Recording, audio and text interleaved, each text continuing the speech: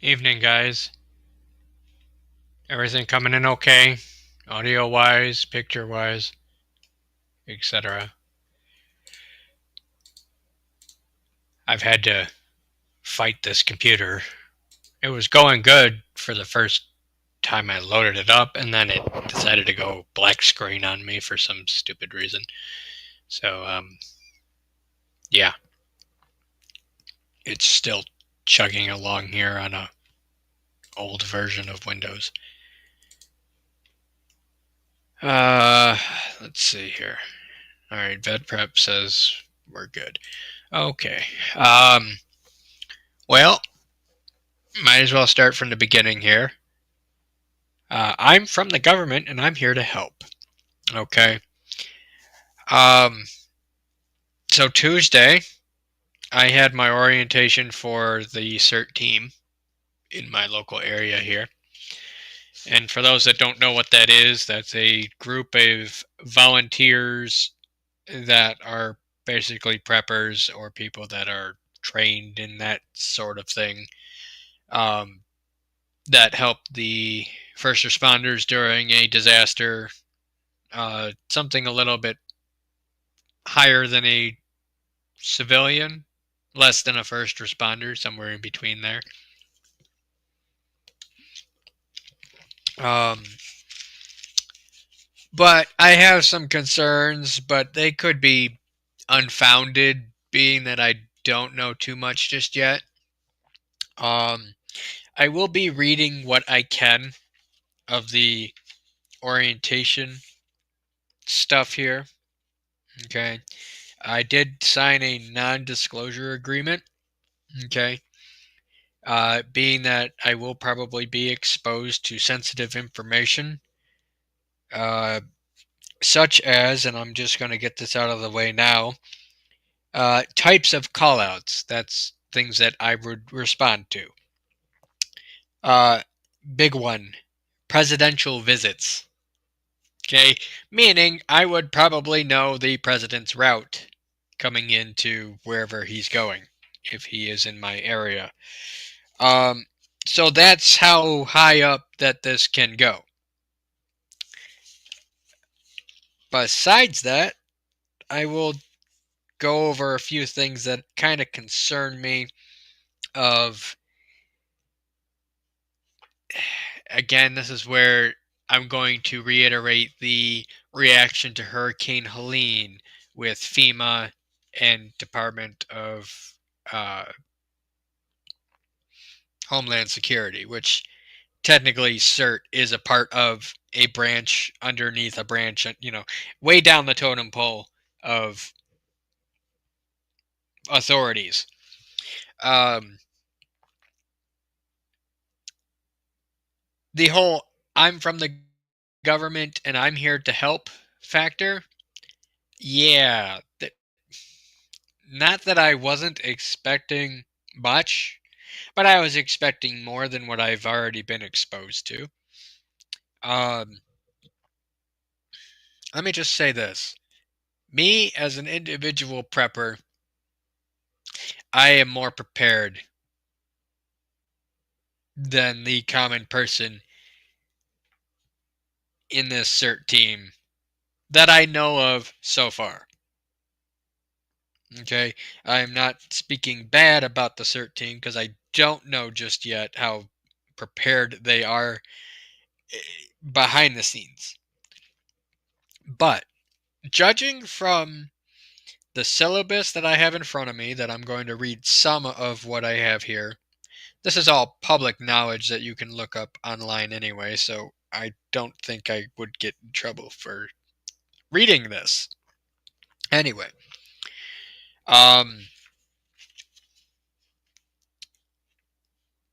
so one thing that I noticed was on things that they expect of members here. No guns or weapons on any call out, even if you have a CPL. Okay. This one hits home for me. You guys know that I am a big Second Amendment advocate. You know, I have the plaque behind me on the wall with the Second Amendment on it. You know, I really don't go anywhere without my gun. Um, Before I go into the obvious here, what what seems bad about that statement? I'm part of a first responder prepping team that's supposed to help people in natural disasters or big emergencies, right? And they say no guns, no weapons on any call out, even if you have a CPO.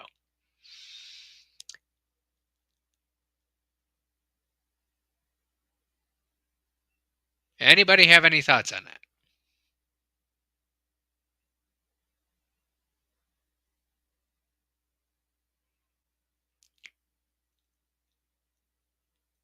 Okay, Harvard says sounds like they don't trust anyone.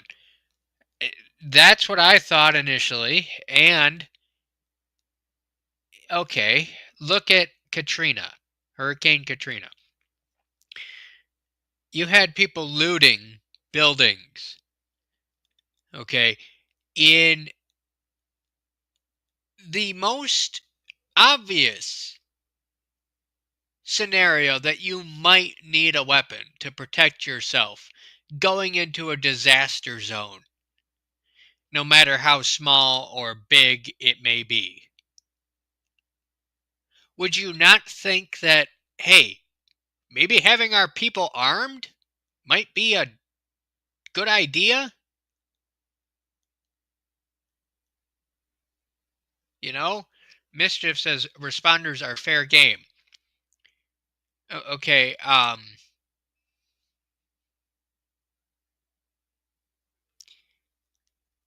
Dana B says he's a lieutenant fireman.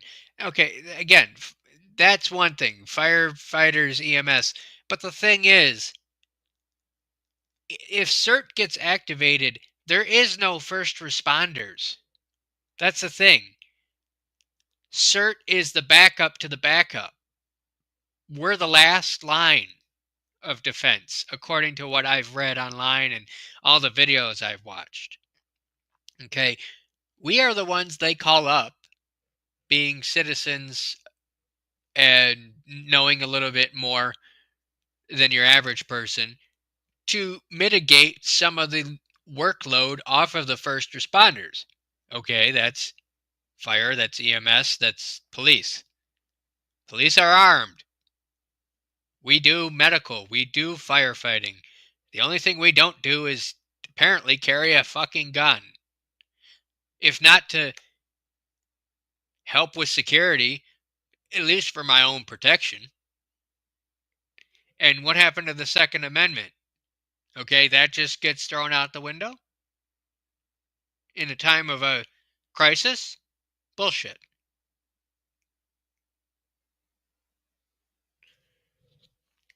Okay, Harvest says CERT was here in Hurricane Isabel. We were cut off from the world. They came later. Yes. Yeah. The thing is, CERT gets deployed when all of their resources are kaput or unable to respond or whatever. You get what I'm saying? We are a last ditch effort here to help people. So they said you can keep the gun in the truck. Okay, if I'm away from my truck, digging through rubble to help somebody in a collapsed building or a fire or something, not that I'm going to go into a burning building, but generally speaking, you know what I'm saying? If I'm away from the truck and it's not locked or I have to have my lights running, which means I have to have the truck running to have those lights running and communications up. Do you see where this is going? If my truck is running, somebody can break into it, steal the gun, and then I have a whole nother fucking issue on my hands of, okay, under Michigan law, if somebody gets your gun and you don't report it, or if it's a minor and they end up hurting themselves, I'm liable. So do you see where this is a catch-22? Okay, so that pissed me off. I may have to just swallow my pride in certain circumstances, you know, directing parades, the minor things, doing events at the city hall. Fine. Okay, that's everyday, not nothing's going to go wrong necessarily there. But when you get a call out and it's a disaster, my brain can't comprehend why you would not be armed. Because I've gotten so used to being armed over the last 7 years, I carry my gun and I don't even think about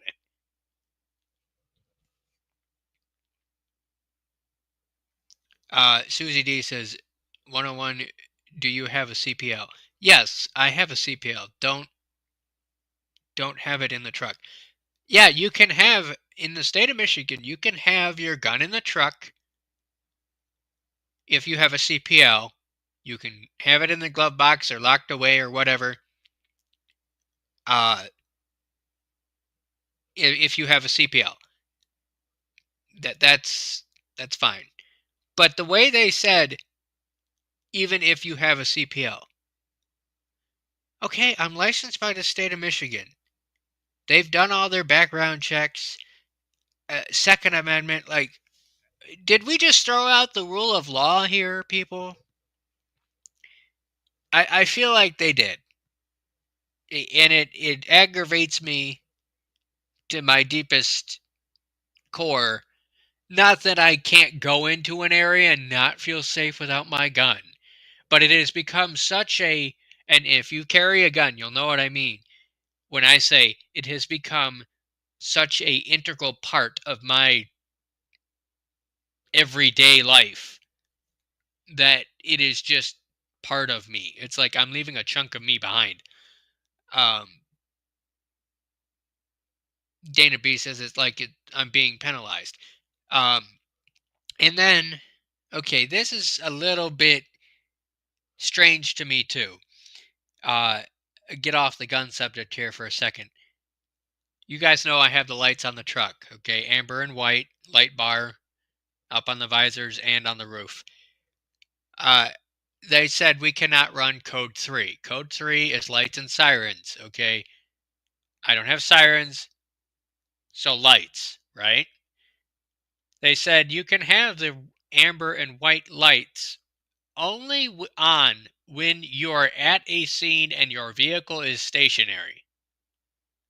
So you mean to tell me if I have people that their lives are on the line and I have traffic backed up on the highway or on a road or someplace I got to get to, I cannot have my lights running, flashing to get by traffic? Does that make sense? That's like having a fire truck with no lights on. I get it, I'm a civilian and I'm not a first responder. But in that case, am I not a first responder? Like, am I not going to save lives? Am I not being called up to help?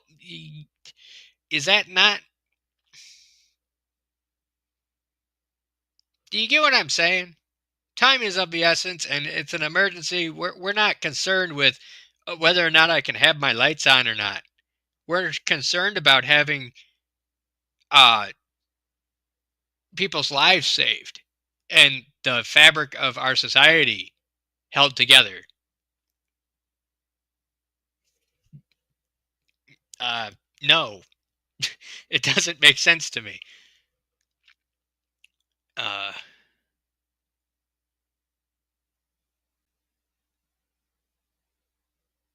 okay, folks see them as safe and not in a position of authority like police. When responding to a scene, there will be criminals.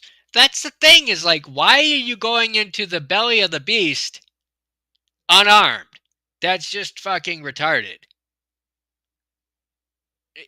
For being a prepared, the whole I'd rather have it and not need it than need it and not have it aspect. For being a prepared, I don't know, a prepared minded organization And this is where I'm saying, I'm from the government and I'm here to help. The government don't know shit. One of the classes here says community preparedness. Okay. Uh, let's go back to, I think it was the 80s with the Koreans on top of their shops in LA defending their shops with guns. Okay. One of my duties here, uh, we train in traffic control, downed wires. Let's see here. Hold on. Our primary callouts are traffic control, crowd control, perimeter control, and downed wires. Crowd control, that could mean riots. That sounds like riots to me. In a disaster situation, or corralling people away from a disaster. The rooftop Koreans defending their shops in the 80s. Uh, do you see the frustration that I'm trying to understand here?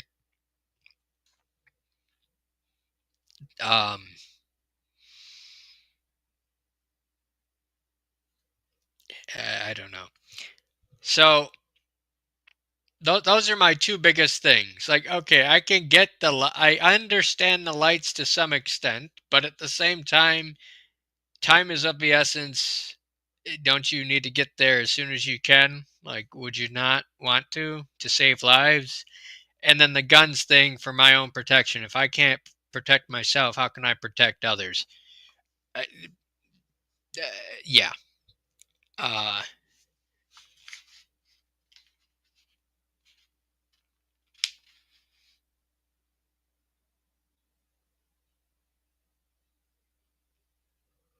so, who was it here that just mentioned it?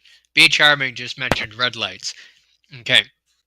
So I can go to the city and I can fill out a form and ask permission to have red and white lights. Okay, red and white lights doesn't, the only thing it does is change the color. But the thing is, the significance of red and white is first responder. Amber and white, due to Michigan Vehicle Code, is typically snowplow, utility vehicle, civilian. Okay, that type of deal. Road worker, or traffic control. Red and white inherently is either tow truck with it when it's a flatbed or something of that significance, or first responder, fire truck, cop, etc. Um, my logic and my reasoning is not computing why they would allow CERT members the red and white if they're not allowed to go code 3. So, anyway, moving on here to more things. I'm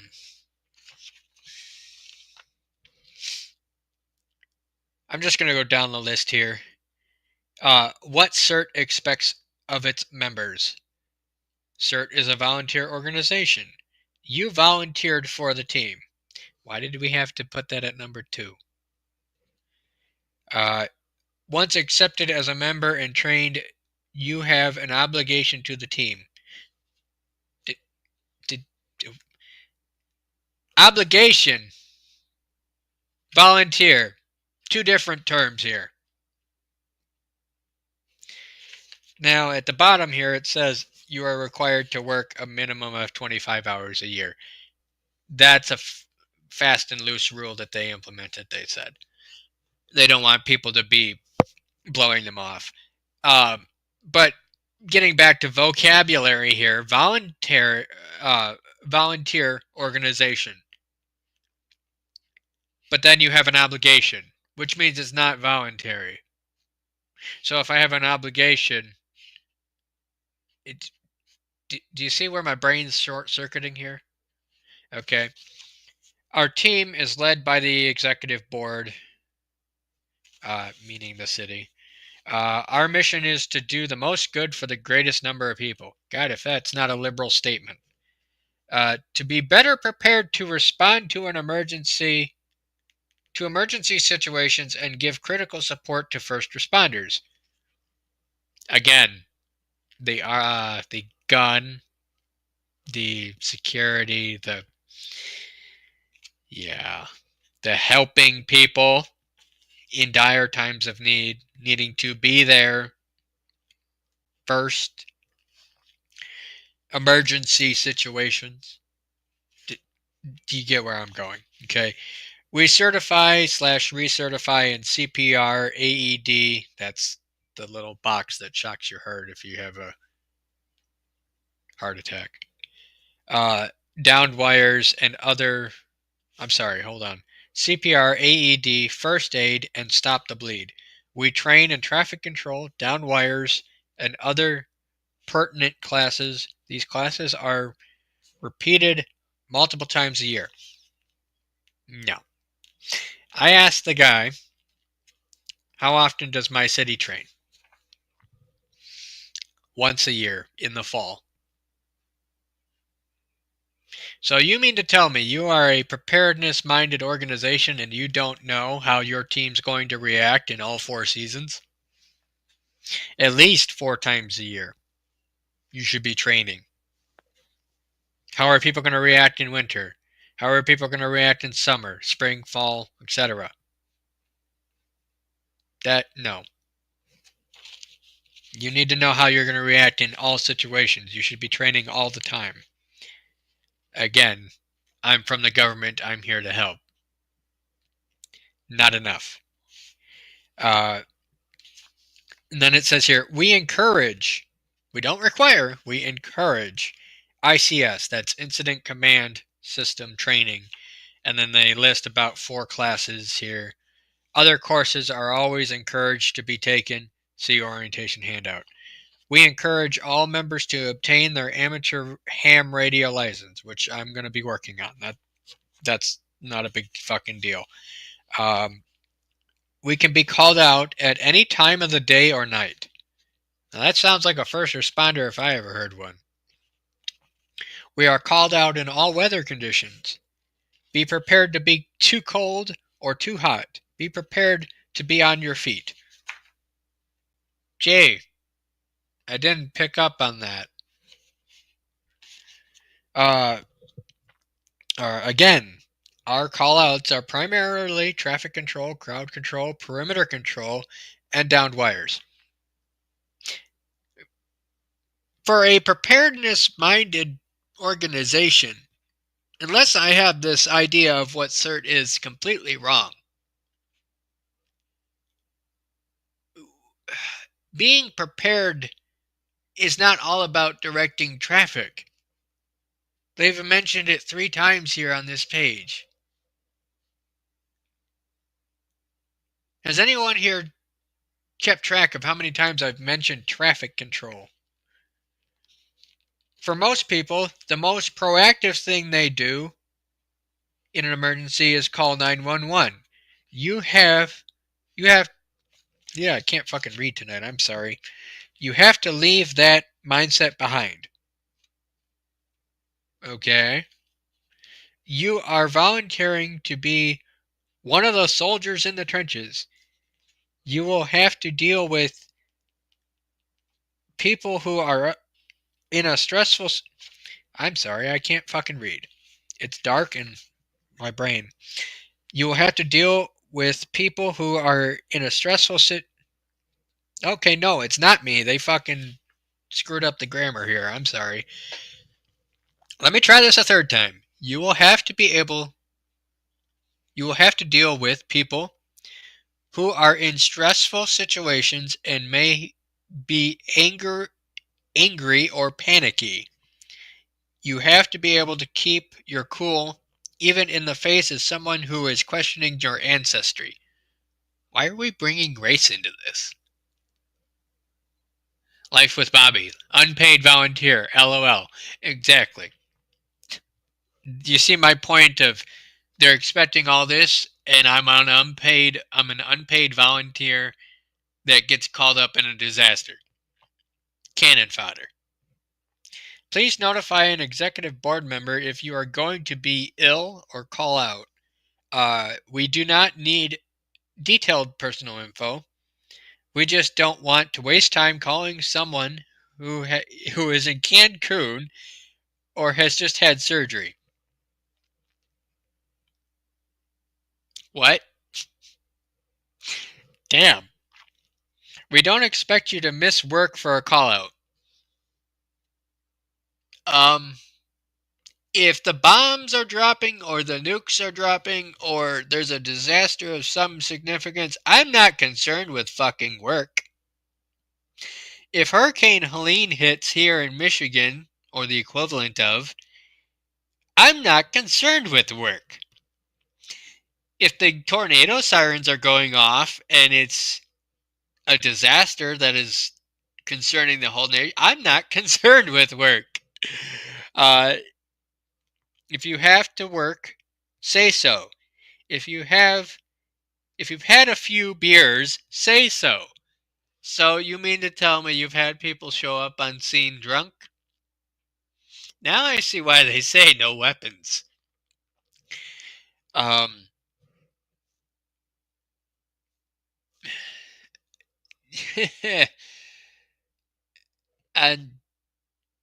again, I'm from the government. I'm here to help.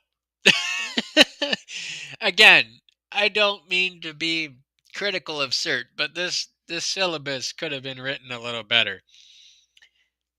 Number 12 here. If you make a habit of blowing us off, we will ask you to reconsider your membership with CERT.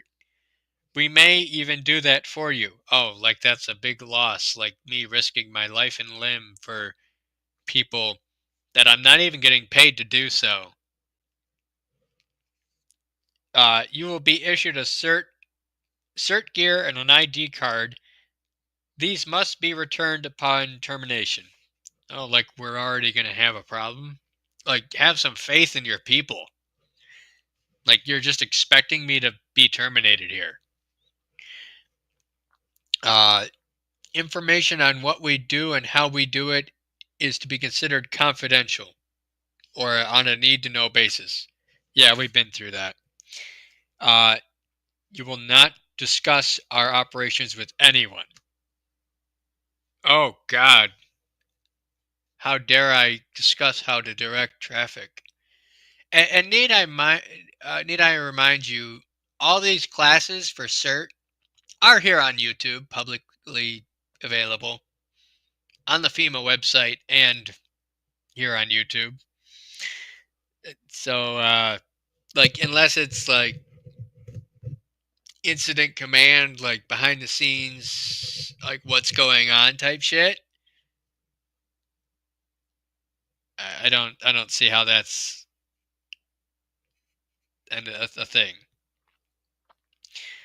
CERT will be well organized, well trained, well managed volunteer group providing highly effective critical support.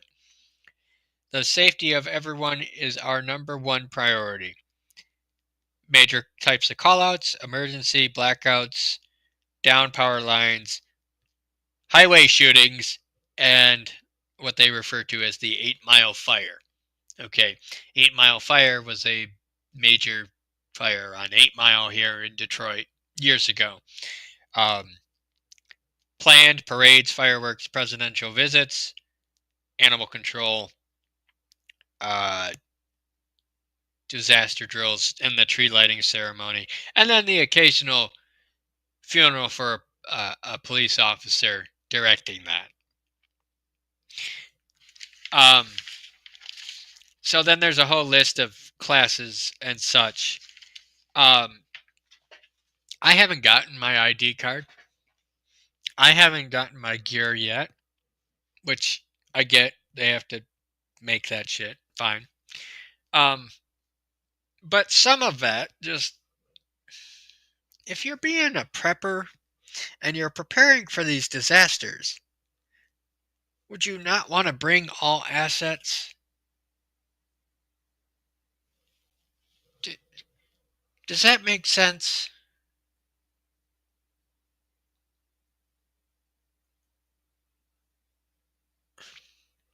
Am I missing something here? And I don't want to jump to conclusion because they're gonna train me. They're gonna let me in on the inside info, which I'm not gonna be divulging. When I go out on a call, I'm not divulging it on here. Okay. Be charming. What do you mean? Yes, I am.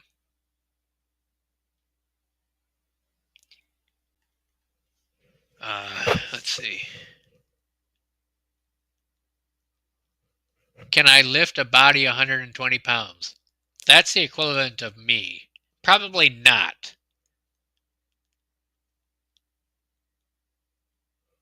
Life with Bobby. Shouldn't volunteer work be beneficial for everyone? LOL. Kind of my point. Some of it seemed very condescending and like they were expecting me to, like, they had that comment there, like, uh, let's see here. Where does it say? If you've had a few beers, say so. Like you've had a history of people showing up drunk, or you're expecting that I am going to be drunk. Like, that's infuriating.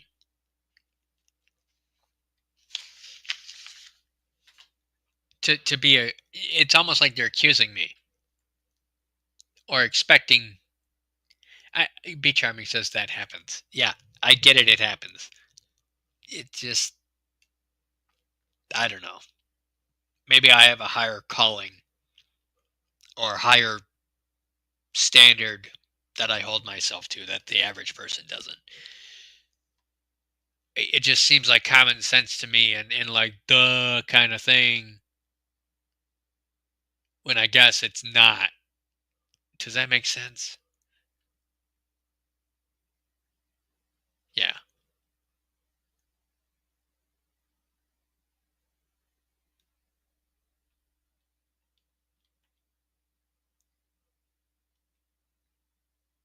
What? It says you can't bring everything in the kitchen sink.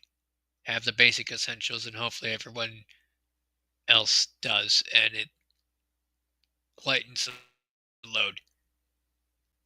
Just cut on all your lights and tell them to stand down. Yeah.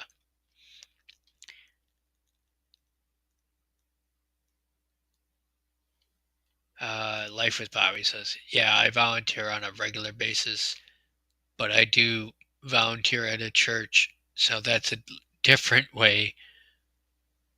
Plus,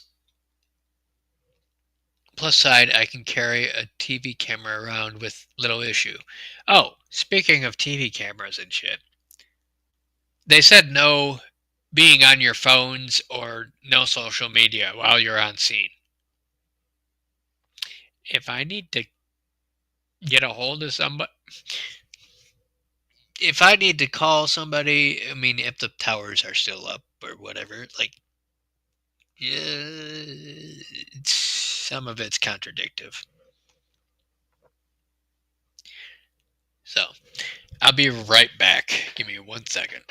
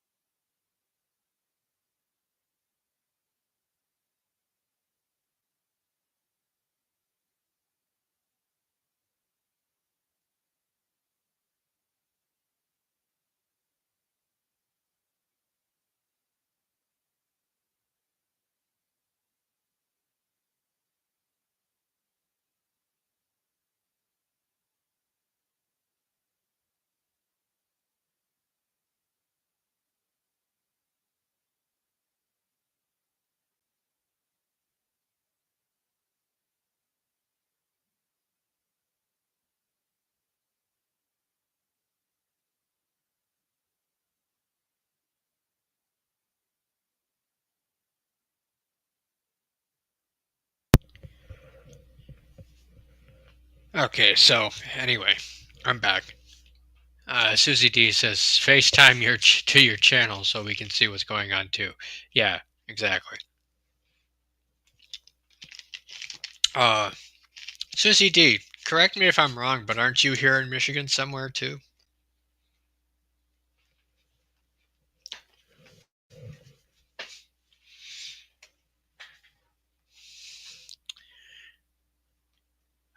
Let's see here.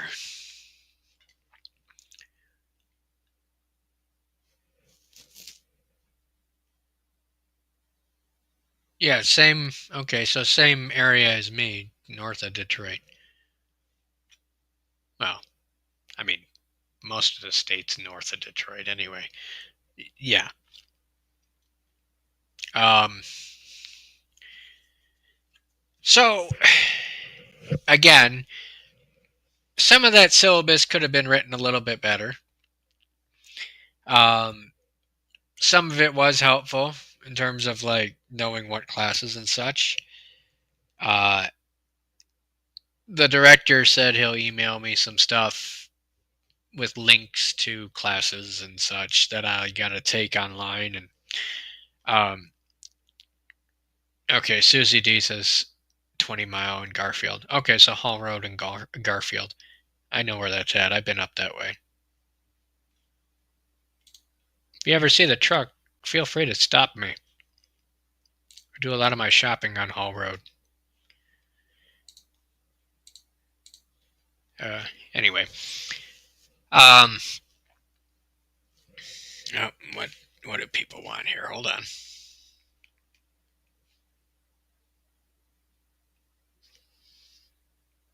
No, okay, just random buzzing of the phone for no reason.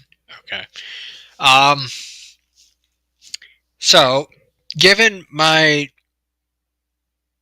knowledge of Hurricane Helene from an outside perspective and what that syllabus sounds like, I could be totally wrong on what this syllabus is and how extensive the training is later on. I haven't experienced that yet. But from face value, uh, the city is not prepared for a disaster.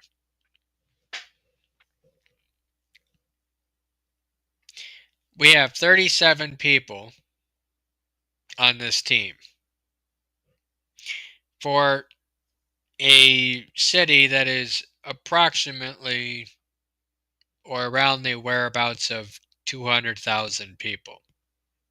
Not to That's not including surrounding areas where that may be affected.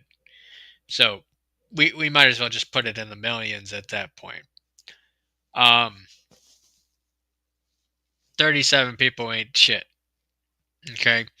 CERT was originally created out of California to help with wildfires and earthquakes and such when the um, first responders get overwhelmed. Let me direct you to the Palisade fires. They turned on the hydrants and there was no water. Again, the city was not prepared. There's a side of me that just says, I want to call up the director and say, take me off the list. Thank you, but no thank you. And then there was a part of me that wants to continue with this just for the experience, the knowledge, and the classes, and to be helpful during peaceful times. That kind of side of me. But when you get down to brass tacks and um, really think about a shit hits the fan scenario that we've been experiencing as a country, as a local area, pick something, anything of recent event, not to mention COVID, or that whole spiel of lockdown and other bull crap. Um, it's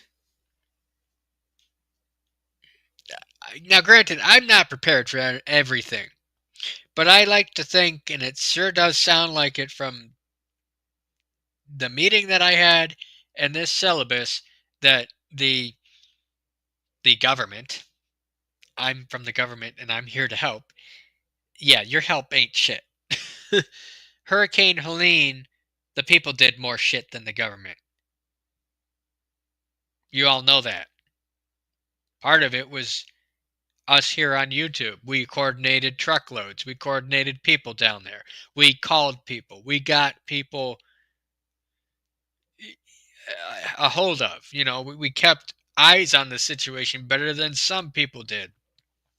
Look at the people with the helicopters that got um, threatened with arrest for taking people off the mountains. Dana B says, I would want you around 101. Okay, yeah, see? I thought you said you wouldn't want me. I misread that for a second. Um,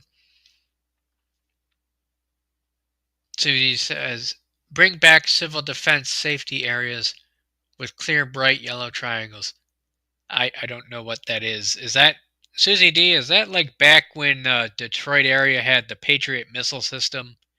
For those that don't know, that's a short-range missile system that they used to have based in Detroit in case of a nuclear attack.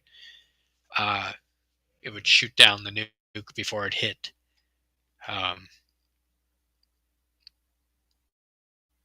so, again, it doesn't take much brain power to think past a disaster as to what's needed truthfully. You know, you kind of throw out the legalities of things, the liabilities of things, and you just get people to safety by any means necessary. You know, you succeed by any means necessary. Uh, you secure things by any means necessary. I may be thinking in a little bit of black and white there, but um, yeah.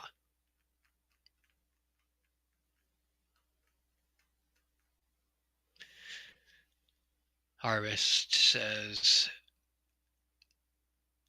even in Battle of the Atlantic here in Coruscant, New York, right? What? I can't fucking read. Hold on.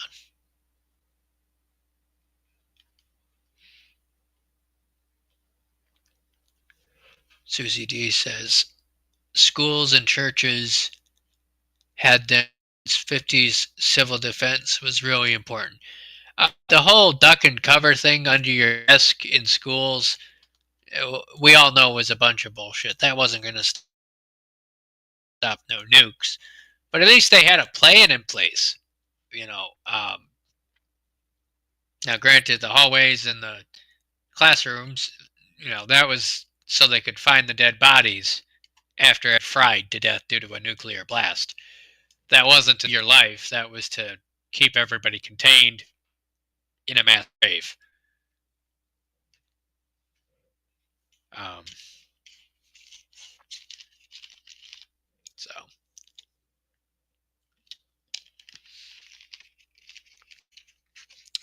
um, I don't know. I feel a little let down, but at the same time, I kind of expected it. Is if that makes sense. Like I wasn't expecting much in terms of gear or know-how. I already know the stuff for the most part. Um, on official, like certified sense, I don't. Like, yes, can I apply a tourniquet? Yes, can I stop bleeding? Uh, can I kind of do I forget what it's called, but it's the point of when you have a collapsed lung and you're bleeding internally, and you do a chest seal and you puncture the side, uh, pneumothorax, something like that. It's like the third rib down, 2 inches in, and you stick them with a needle and it relieves the pressure and they're able to breathe again. It prevents a collapsed lung. Either way, I can do some of that, or I have some knowledge of that. I can splint. I can wrap an injured person up. I can identify whether or not somebody's dead or dying or already, you know, able to walk out. Um, I can take a pulse. It's some of it seems trivial because I've been doing it for so long, or have studied it for so long, or prepared for things for so long. Um, it almost feels like this is um, for people that really truly don't know shit about prepping.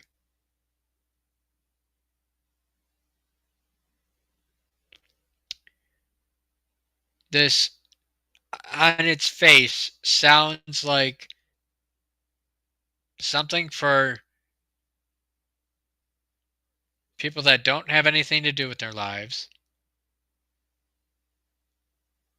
to do, to volunteer to say, hey, I'm a part of something. Um,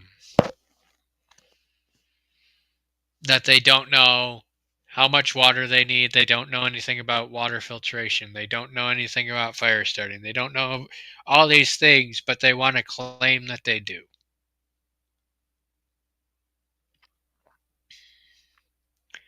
Because in a disaster situation, I don't care who the fuck you are. Yeah, bushcraft, basically, what is prepping? Um, in a disaster situation, you kind of throw out all the niceties of society and you just focus on survival and what you need to do to survive and get to the finish line and get through it, and then you get the help you need. um, I know depending on where you are in the country, up here is not going to experience the hurricanes that down south does, or the earthquakes or the fires that they experience out west. Um, which leads me to believe, being that the northeast side of the country, outside of a major blizzard, which we don't even hardly get those anymore, or power outage, we really don't get major disasters like they claim that they should be ready for. Um, which I feel has left these quote unquote organizations, again, I'm from the government, I'm here to help, uh, a little, uh, I'll just say it, pussified. Okay, like, oh, it's never going to happen here. Like they got their head in the sand. Um, like I said, some of it I thought was going to be a little more, but again, I'm just getting into this. I don't know exactly how far this goes. If it ends up being like substantial, I'll let you know. But again, being that I've prepped for so long, it seems very trivial to me. So, in other news, the bed cap for the truck should be in this coming week, which will be nice. Get that done and out of the way, and $3,300 worth of ouch in the bank.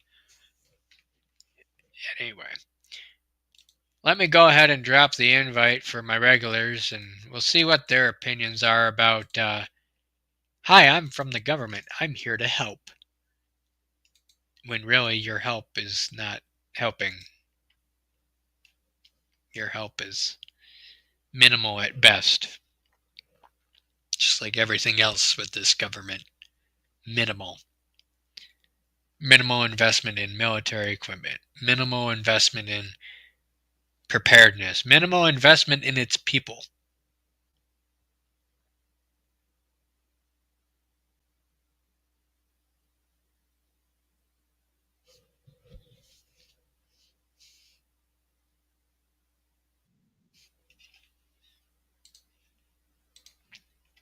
Hello, Bushcraft. Hello. I take it you missed most of my rant.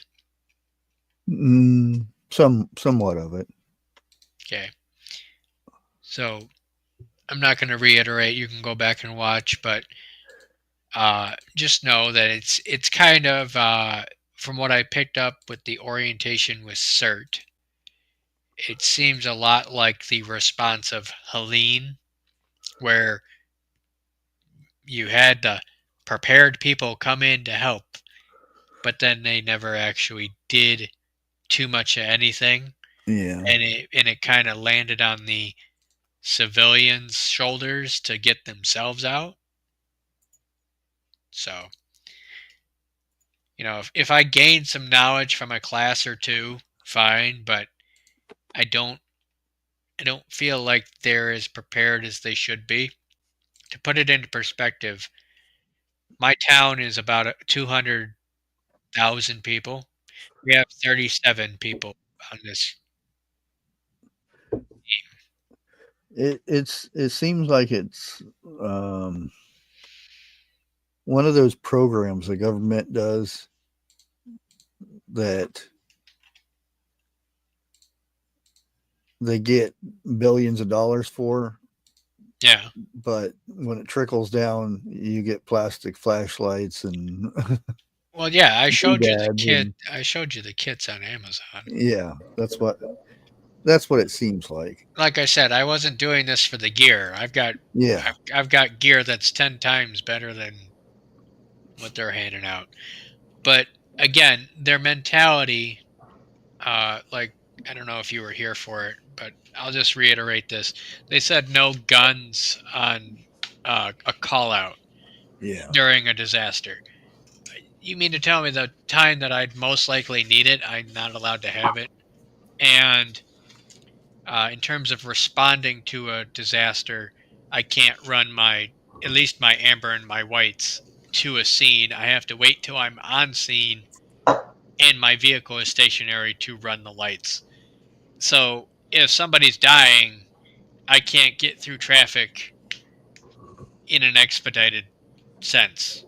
Mm-hmm. So some of this It's logic is kind of it's backwards. to protect the organization. Right.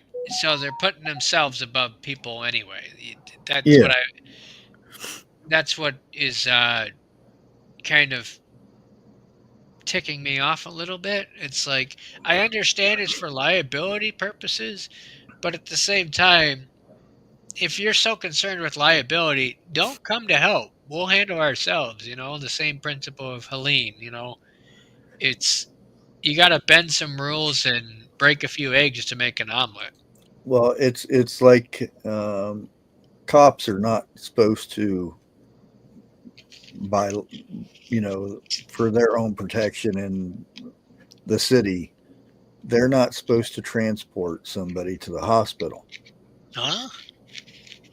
Yeah, that's they have. That has to be, ambulance and everything.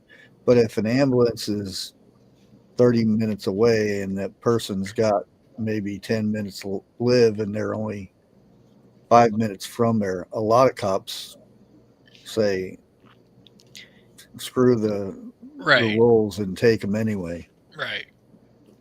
I would do the same. I'd be like, get in the back of the truck, put a tarp down, to prevent it from getting all bloody. Put a tarp down and put them on there and get them where they need to go. Be Charming says no red lights either. Red lights, I can get permission from the city to use red and white, which is even more of a first responder type of color. So again, their logic is uh, safety of their own people over actually helping. They're covering their ass more than they are helping. Which We don't want the liabilities. in a disaster situation, I would rather somebody throw liability and shit out the window to say, hey, you know, this person saved my life.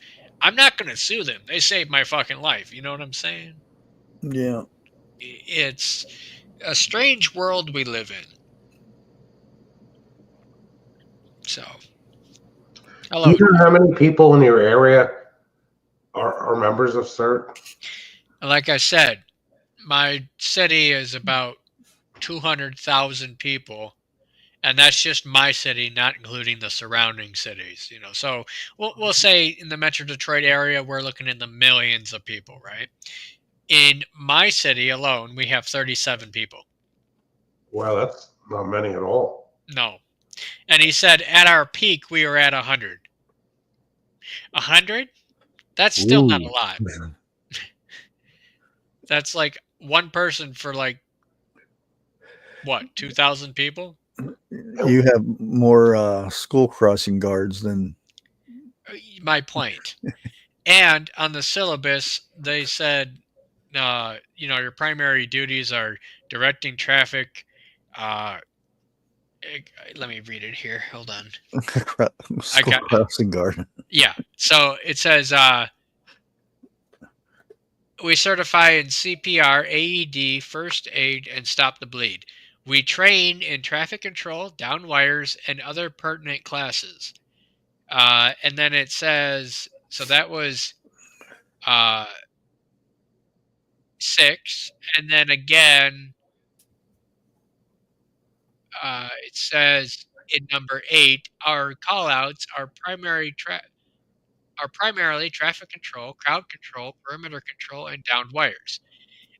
And then it says at the bottom here, our primary callouts are uh, blackouts, downed power lines, highway shootings, and fires on 8 Mile. Like very specific on that one. Um, and then planned ones are like presidential visits, parades, fireworks, etc. And then funerals in some cases. Um, so you mentioned traffic like 3 fucking times in this 15-point syllabus. It doesn't make sense to me. So it sounds like I'm going to be a glorified crossing guard. How many square miles is like the area you would be involved with? I mean, my city is about what, 6 by 6, So it's the whole city six there. by 10. Significant. We're like the third or fifth biggest city in Michigan. Because there was a time Detroit had a lot more people.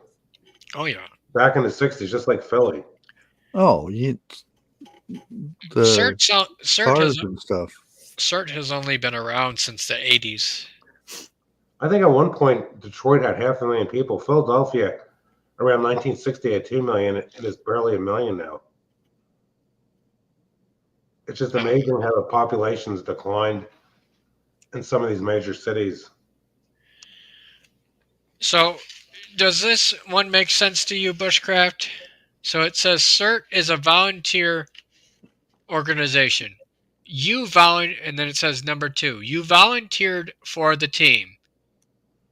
And then it says number 3. Once accepted as a member and trained, you have an obligation to the team. What's contradictive about that?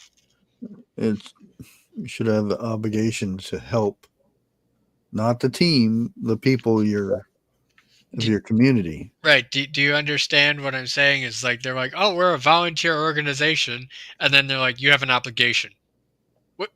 Which is it, obligation or voluntary? Well, you volunteer to be in the group. Right, but do you see where that's contradictive? Yeah. Well, they're making it sound like once you volunteer, you're obligated. Okay, that kind of makes sense. Yeah. But then it also says here, Number 11, we do not expect you to miss work for a call out. If you have to work, say so. If you've had a few beers, say so.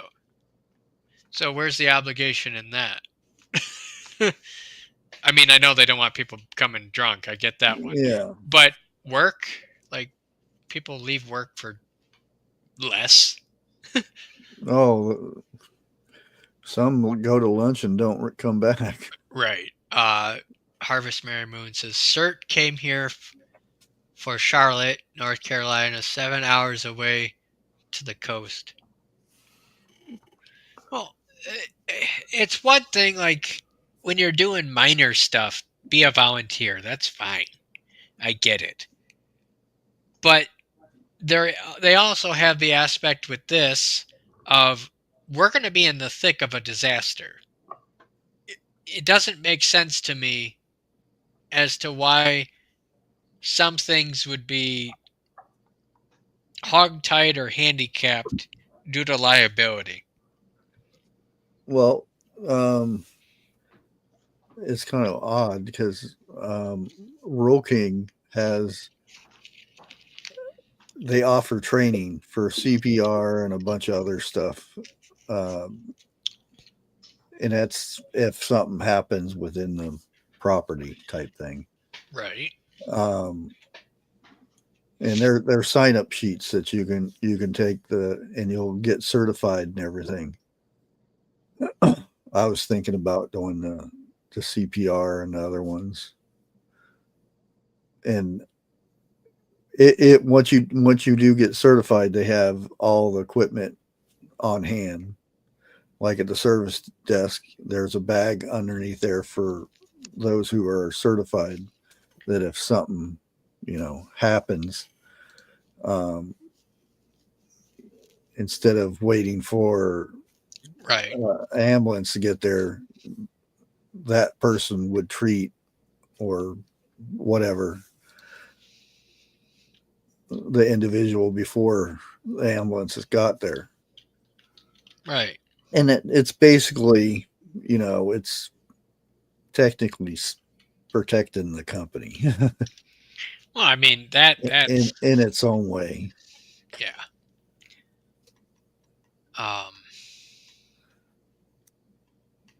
There was a video here. Hold on a minute.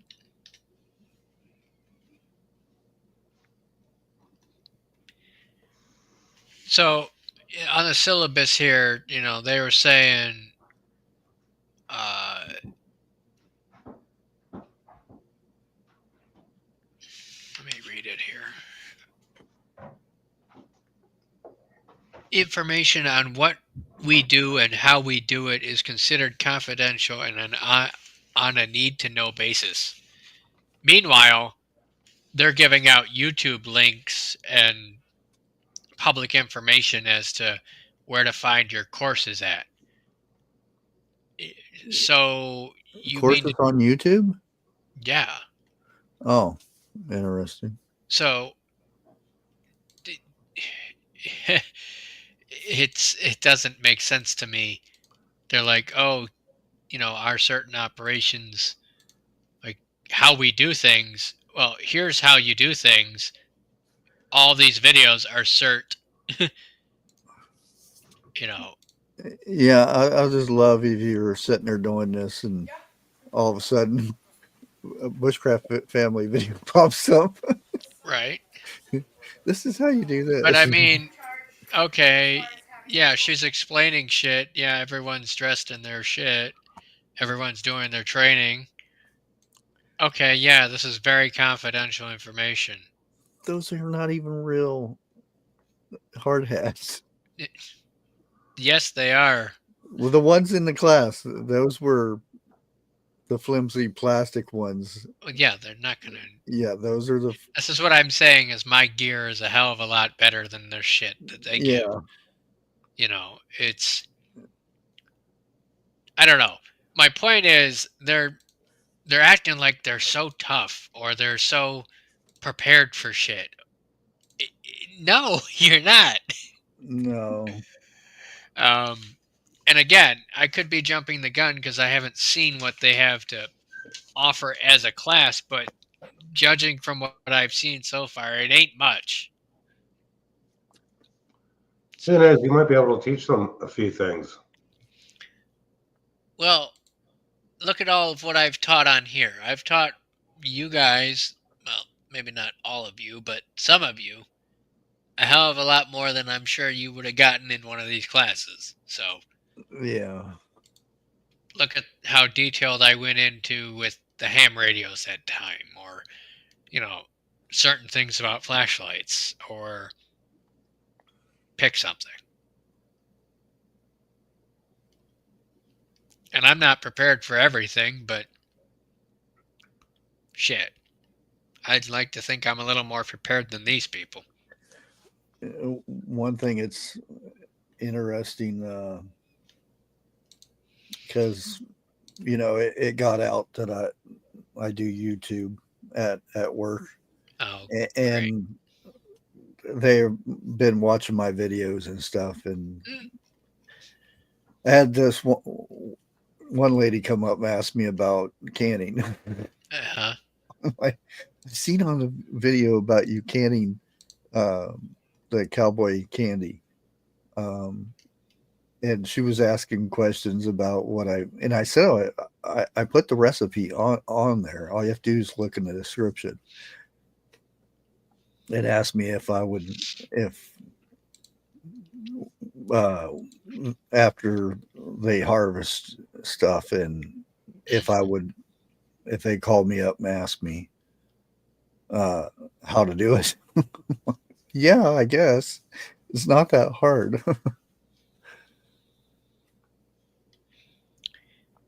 It- It's just weird. Well, that and I don't know. It just some things nowadays that you would think are common sense are not. Yeah, yeah. And I said it's probably not something you would want to start with. Start with something like jellies or something Hmm. because it's much easier. Right. I'll tell you, a few days ago, there was an unusual emergency in the township next to us. It's really sad what happened. There's a couple, I think it's called Wiggles Farm. I didn't even know this place existed. They had a livestock rescue.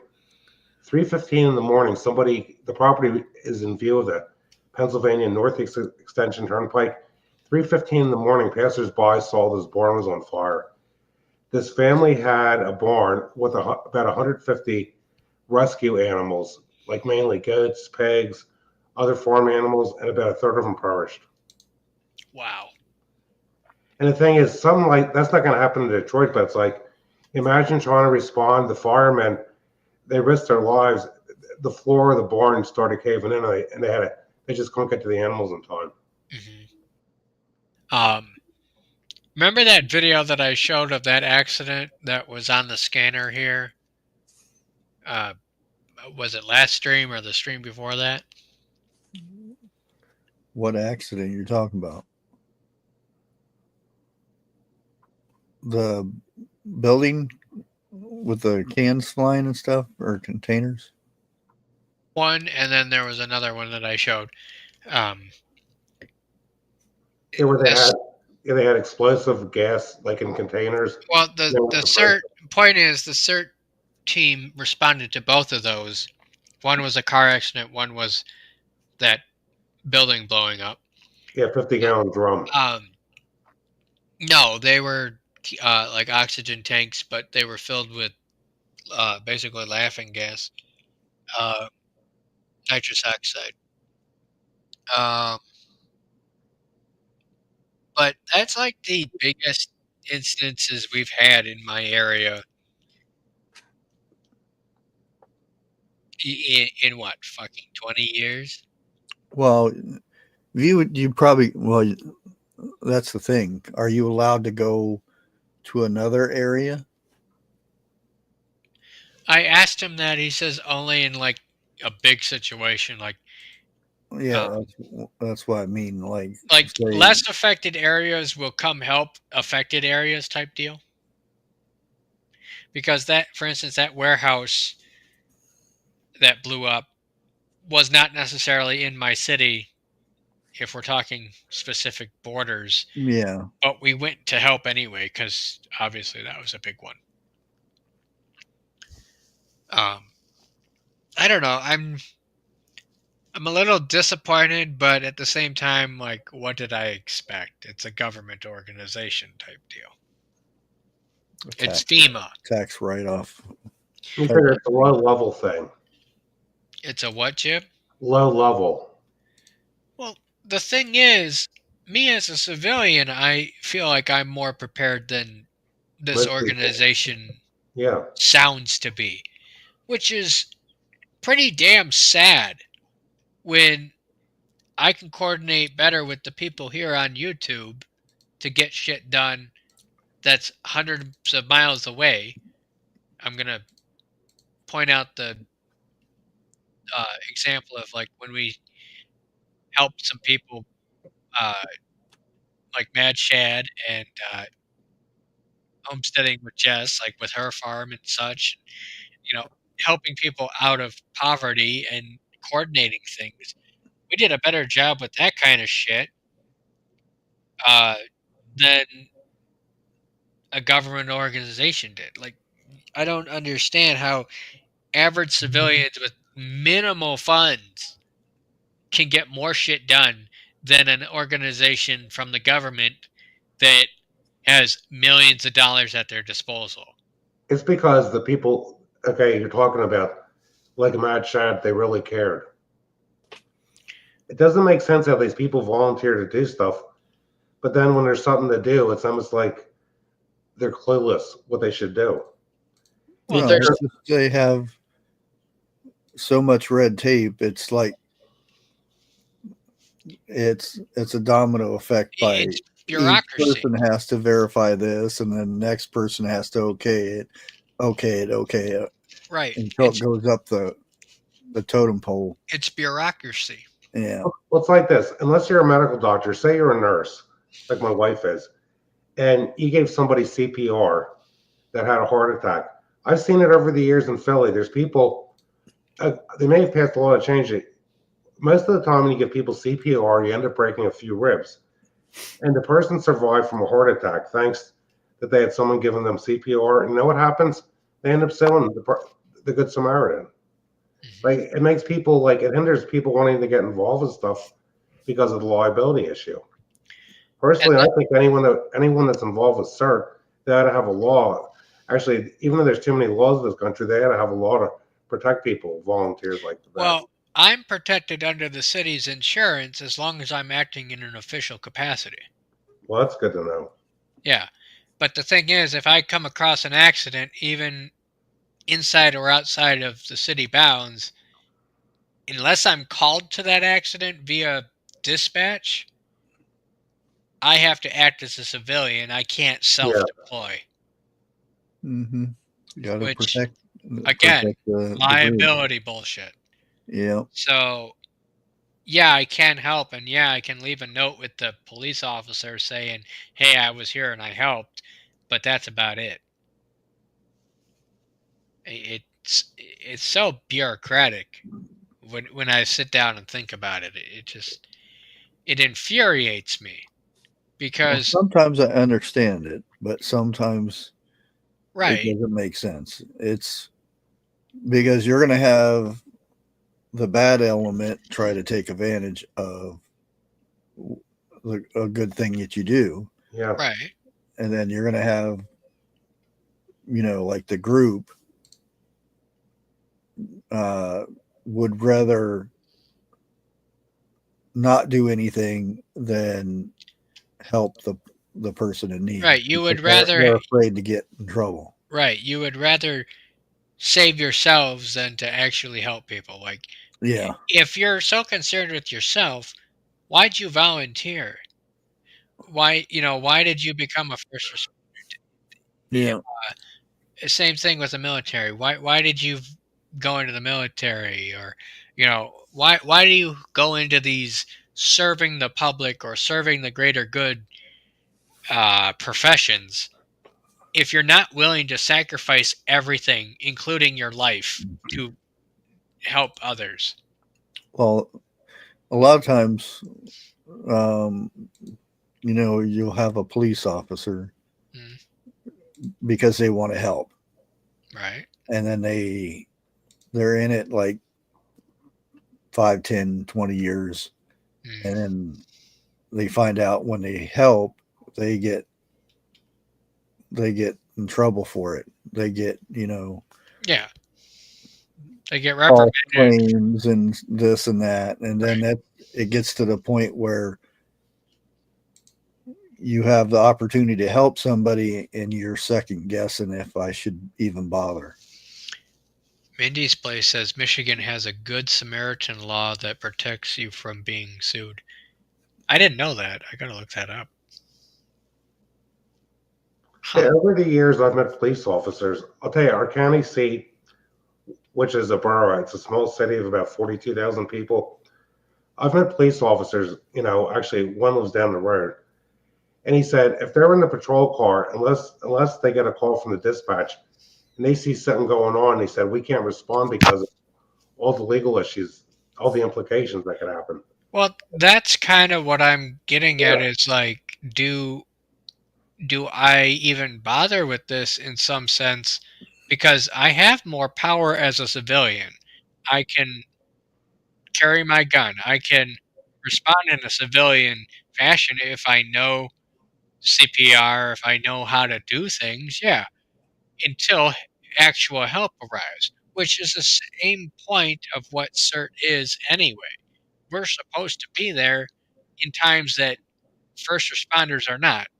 Well, I can do the same damn thing, and according to uh, Mindy's place here, where she says that there's a Good Samaritan law in Michigan, then yeah, I can help to save someone's life or something in a civilian fashion better than the first responders can in some cases, not having to deal with all the red tape. Yeah, do I take the risk upon my own neck? Yes, but that's a judgment call I'm willing to take, willing to weigh in the moment. Well, that's like those school things that happen. Yeah. What would if a teacher didn't didn't advertise that he was carrying? It was concealed, Right. and he stopped something from very bad happening. Um, Half the people would be condemning him, and yep, half the people would be So congratulating him. so it's funny you say that. So the classes here in list of importance according to CERT here. Uh, uh, I'm just going to try to go through these pretty quickly.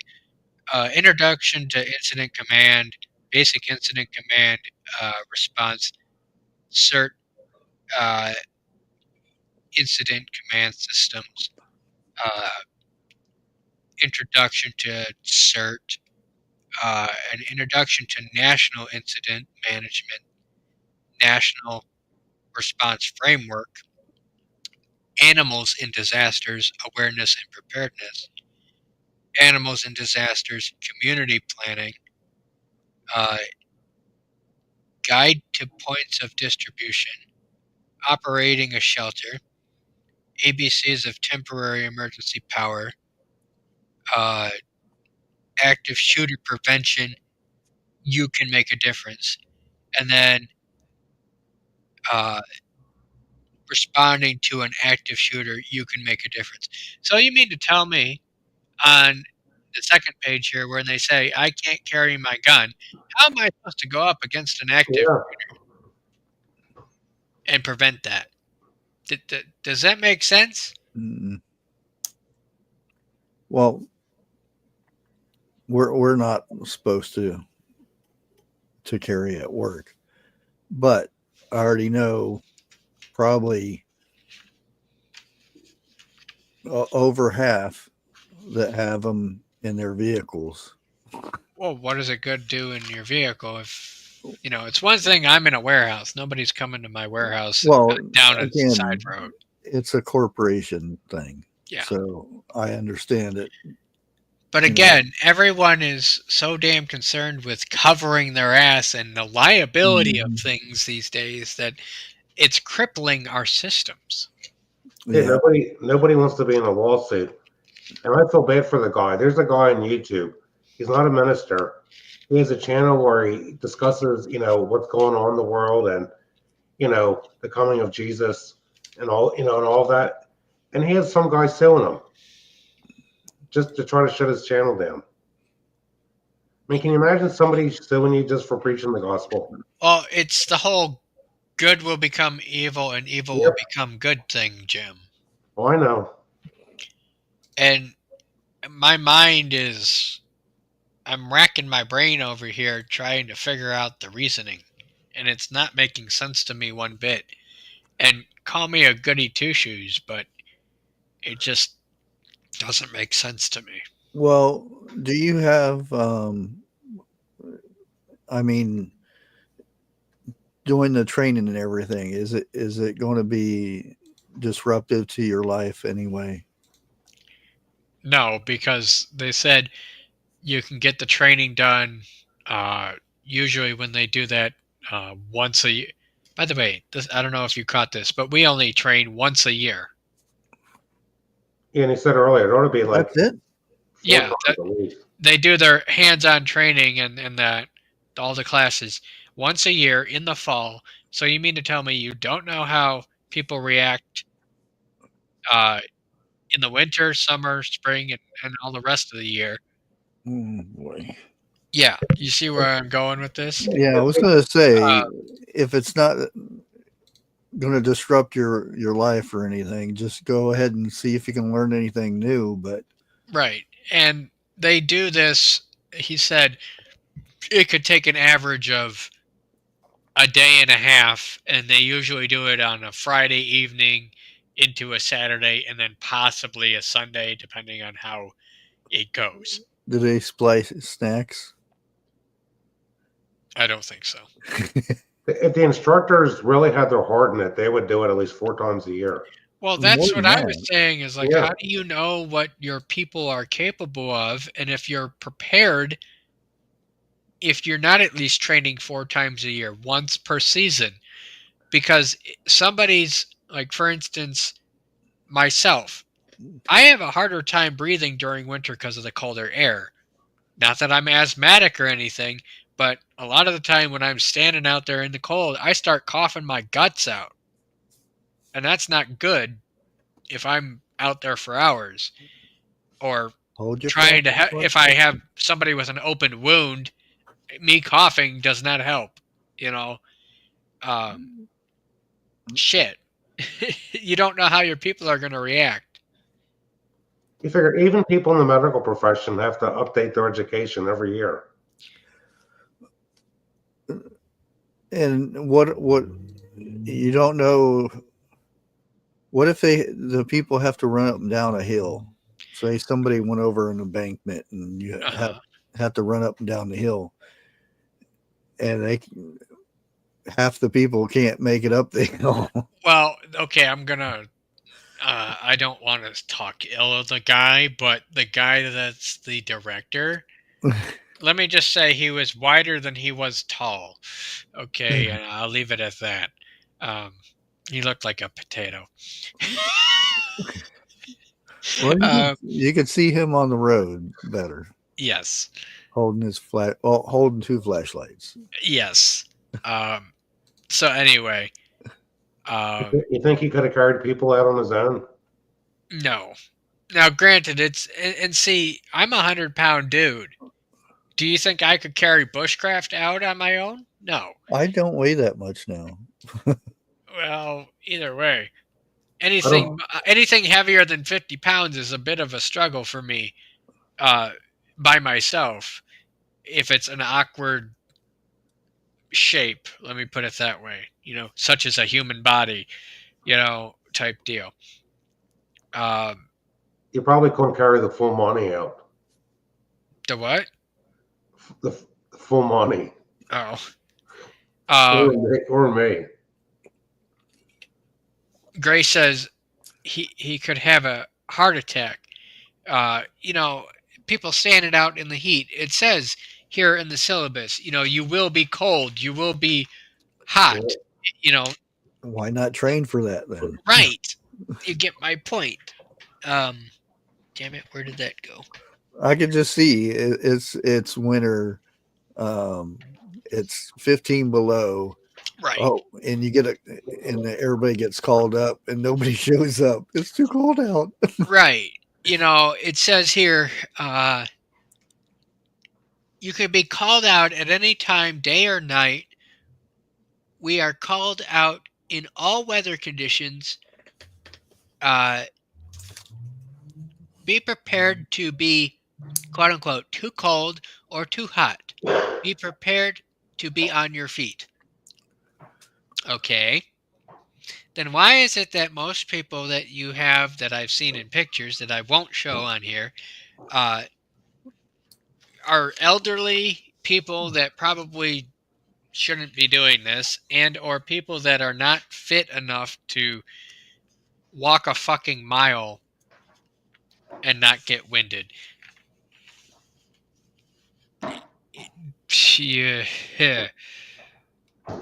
I can't.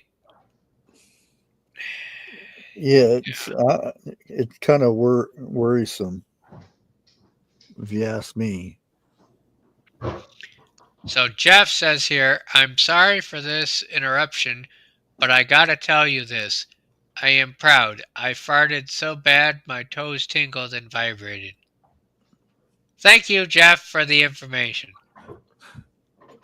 Fuck you. 101. How old's the instructor, by the way? They say Uh, 63? He's 63. I think so. 60 something. I asked him how long he's been doing this. He says 23 years.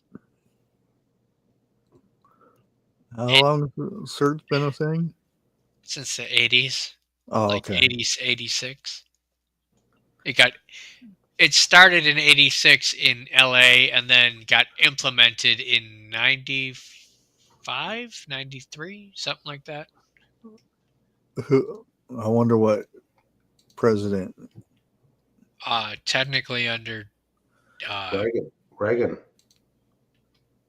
no, the idea came about in LA via some fire department chief in the 80s, but then got, I think, 95, which would have been Clinton.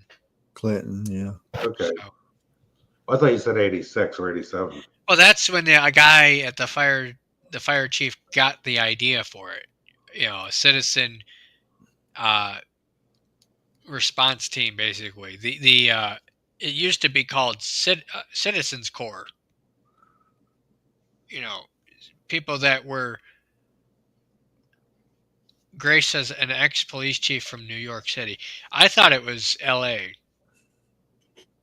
Either way, um, Yeah, he was in New York. I think he was the police chief in 2001. oh no, I'm sorry. She's talking about something else. That's a police chief, not a firefighter. I'm sorry. I misread that. Well, Anyway, I can't remember what their black knights or something.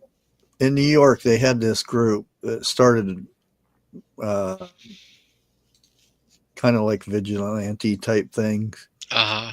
I know you're talking about. They were on the train, subways. Well, no, they all wore the same outfits and stuff, and they would go around and kind of stop crime and stuff. And for the longest time, they kind of went too far. Yeah, that's it. The red berets and stuff. And Oh God, I know who you're talking about. It Yeah. was wasn't it uh like part of the movie Death Wish too?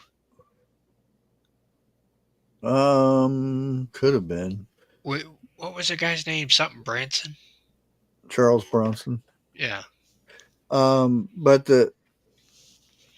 I seen something not too long ago that they've turned around since then. Because they would, if caught somebody doing something, especially if it was to little ones. Uh, when the cops got there, they were uh, happy to be arrested. Yeah, guardian angels. Yeah, Well, I don't know if that was what the group is called. I can't remember, but that's the one from New York City. Actually, Right. Yeah, I know yeah. what you're talking about. They But had green but coats since and red then, berets. they've been cleaning up their image, and Mhm. a lot of them are getting training for first aid I and heard stuff about like that. that. Full Monty says, I thought you had to be a certain height to be EMS. I'm not EMS, first off. Uh, could you imagine 101 trying to push a gurney? Couldn't reach it. Bullshit. I am much stronger than you think. I can't think of the guy's name. One of the guys actually ran for New York City mayor as a Republican. I don't know. But what I was saying, the and it, this is not a government thing. It's citizen type thing, Right. and the fact that they turn their image around and actually some of them are doing like training and stuff like that. Well, again, citizens seem to be more prepared than the fucking government, which is Oh yeah. Well look in North Carolina. right. They said screw the government and look at the other states that came in and helped. Um, you know, Look at what Pinball did with his fundraising. Like, people outside came throughout, you know, all over. yeah, It wasn't governmental, it was us. It was the people. yeah, and that's you'll have the Red Cross come in, Oh, and fuck. they're good for handing out soup and sandwiches and stuff and They're Right. blankets. taking your blood. Soup kitchens. Yeah, and they get so many donations and stuff because they're the first thing that pops up anytime there's a disaster, and they're got their banners up and stuff. Hmm. And they're based in Switzerland too, aren't they? I don't That's know. where I just that's know they get tons of donations. that's where I think Jer- they were founded. Jerry says Red Cross sucks. Yeah, I would rather find a local church um, to that area that you know. Sandy M says FEMA sucks too. Thank you. I'm part of FEMA Oh now, yeah, technically. Like, Well, on what happened- You figure in North Carolina, I saw videos of it. That there were areas that weren't as badly affected, so those FEMA workers were staying at high-priced hotels and living it up. oh yeah. That's normal. that, and they were skipping over Trump supporter houses. Yeah. And if there weren't any plush hotels, they wouldn't have even showed up. Well, they showed an aerial graph of the counties that they were helping, and Mhm. the counties that were not being helped were Red. Republican based. Yeah. The majority of Republican, and I mean that's not somebody making it up. That was just pure. You know, somebody had to be telling them where to go and what to Right. do in that Jerry, case. Jerry says the churches saved lives for Helene all over. Yeah. Yeah.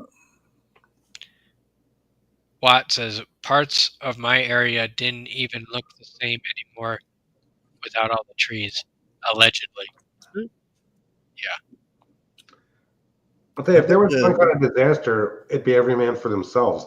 The most we could hope for would be that the electric company people that work on the lines would try to get some work done. Well, that's kind of what I was getting at earlier. Is like they say I can't have my gun. They can't say I can't respond with my lights. In a disaster, who gives a fuck? Well, I understand the gun situation because paramedics are not allowed to carry But I'm guns. not a paramedic. I know, but there's a reasoning behind that. Um, and again, it's probably the liability thing. But in a situation, if somebody takes it, you're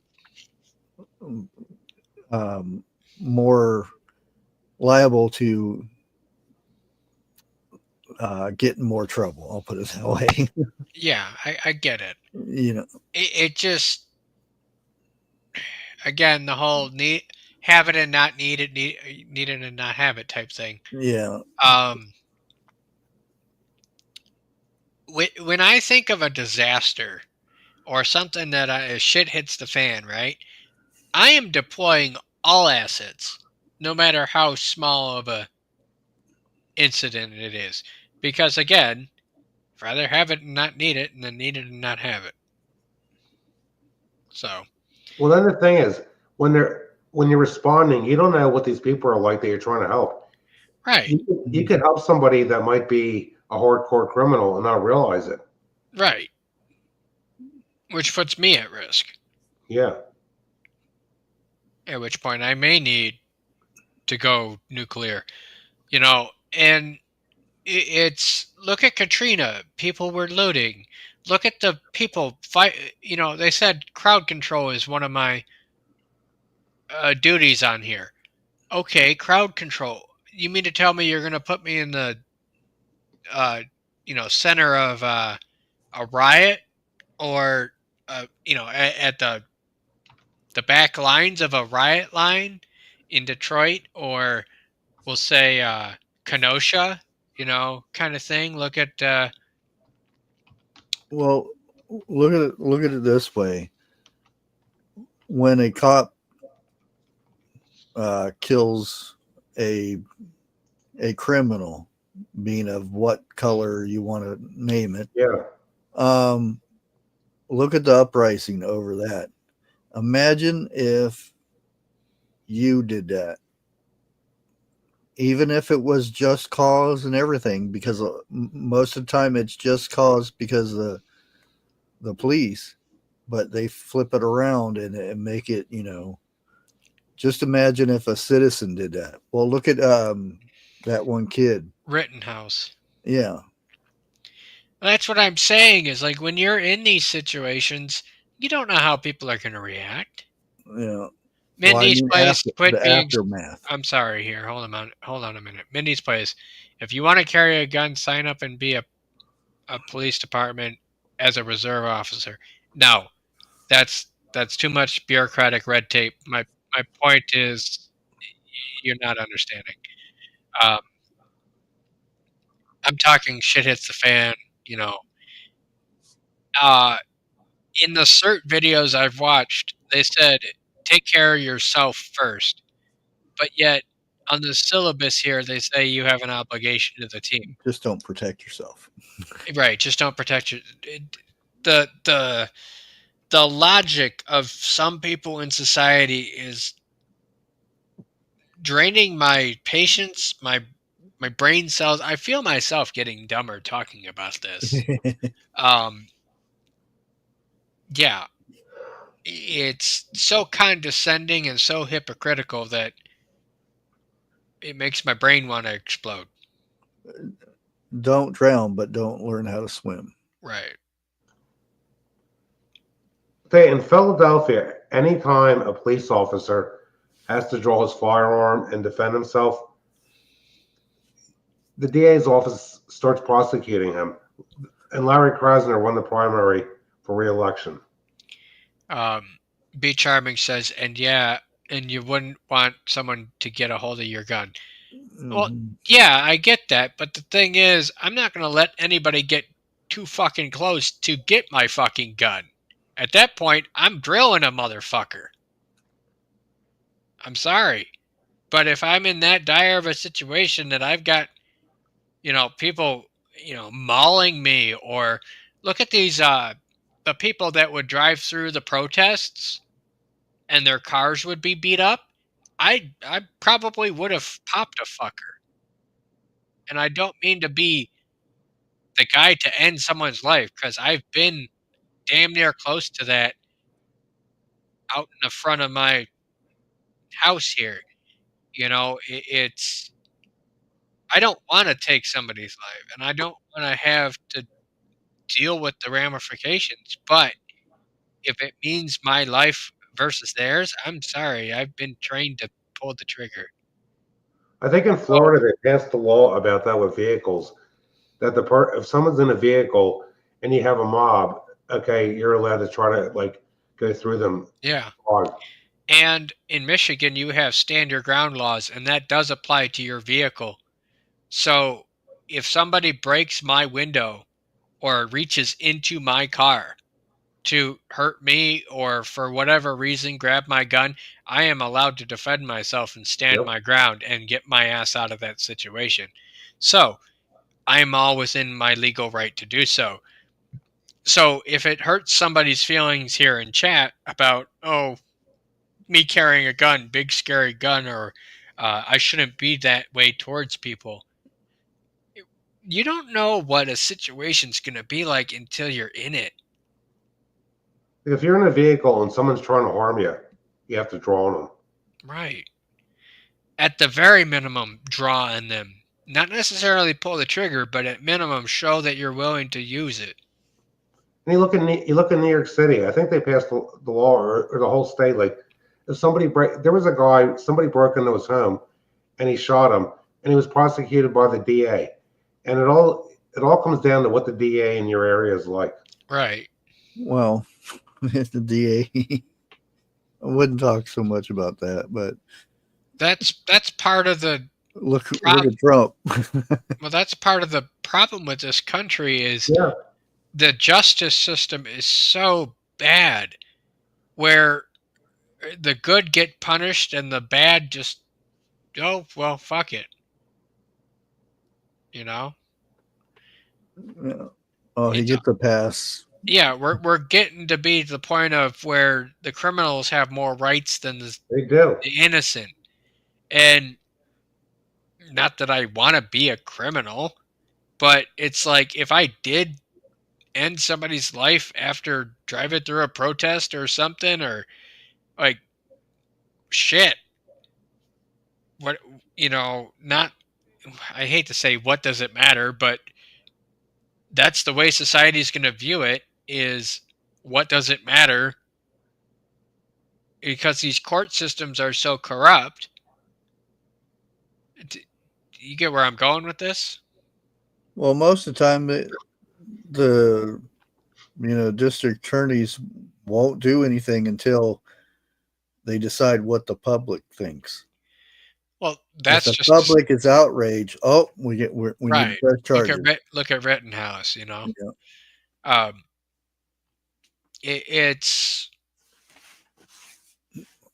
Oh, mob we just. got It's to mob run for justice. election next week. It's mob justice because There hasn't been any cases I've heard about in the news in my area where anybody even had to defend themselves with a gun being publicized. there was one out of Ohio I just read yesterday. Guy stopped a shooting and it didn't make headlines at all. You know what? There's probably cases that go on, but they don't. The news doesn't want to Well, publicize. see, that's the thing. If you save a life or something, or you save many lives, remember the mall thing. Mm-hmm. It wasn't all that he saved lives; it's that he was carrying. Right, he carried a revolver in the mall without. Yeah. Like, would it have been better if he just walked out of the place and Well, no, because then they'll be like, "Oh, why didn't you do something?" So you're damned if you do, damned if you don't. Yeah. So at that point, you have to. you have to look at it, You know, almost like a spiritual thing. if I was in that situation and there was an incident with the mall, and unless I was directly being shot at, I probably wouldn't fire. I You would wouldn't get try to my save ass somebody's out of life. there. Huh? You wouldn't try to save somebody's life. It's a tough call because, again, the liability side of things. Because If what if one of See what? I don't know if I could have made a 40-yard shot. that he was good. That's what I'm saying. Is like if I knew I could drill the fucker, sure, I would drop him right then and there. But if I'm not 100% confident I can make that shot without irreparable damage to Yeah. around me, I'm not going to do it. If Now, if I do have the opportunity to in that situation, I probably would have. what when you first started talking about the liability stuff, um, that's what the cops think about now, or law enforcement. I'll just put it law enforcement. If I knew that I would not that I would have been justified and there wouldn't be the backlash, you bet your ass I would give them all I got. Yeah. See, and that's the thing. It shouldn't be. It should be the only thing should be thinking about is saving a Right. life, Which again, not stand getting in trouble or being shamed by the media and stand all in this your stuff. that's what's wrong with this country. Yeah. We have stand your ground laws, and um, we're allowed to defend innocent people in that situation. So, yeah, I think two rights can cover up a wrong where, oh, I'm carrying in the mall and I'm not supposed to. Like, forgive the location and forgive the deed. The fact that I was there and prevented people's souls from exiting this life too early, I think that's repayment enough. And the fact that I would have to live with the fact that I took somebody's life for the Hmm. rest of my life and that mental anguish is punishment enough. Yeah. So, yeah, if I knew I could absolutely pull it off, I would. I wouldn't just fire in there hoping that I could be the hero of the day type thing. That's why I'm not. I don't condone people, you know, bad mouthing law enforcement and stuff, because I don't know about that. there's a So, lot. so I'm not saying that all of them are angels and whatnot, no, because there's a lot some of of them, bad with the good. some of them are absolute shitbags, and some of Mhm. them, like my city, are pretty well good on them. You know what I'm saying? They don't take no shit, but they don't give you any shit.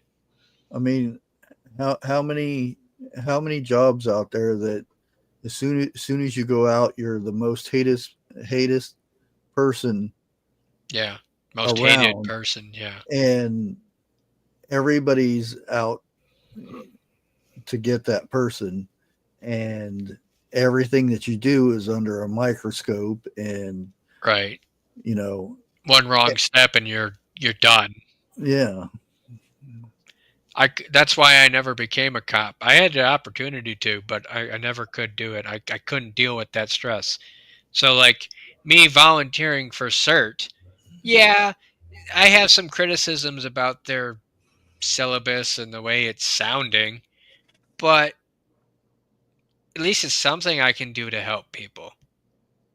You know, uh, Yeah. instead of me, I don't want to say being selfish and keeping all my preps to myself, but I think we're entering an era of somewhat peace. I say somewhat because we still haven't fixed everything yet. But until we do, we're headed in the right direction now that we have Trump in office. As much as I hate the tariffs, as much as I hate the pain we're going through economically, financially, and such, it's got to Oh, happen to fix the shit.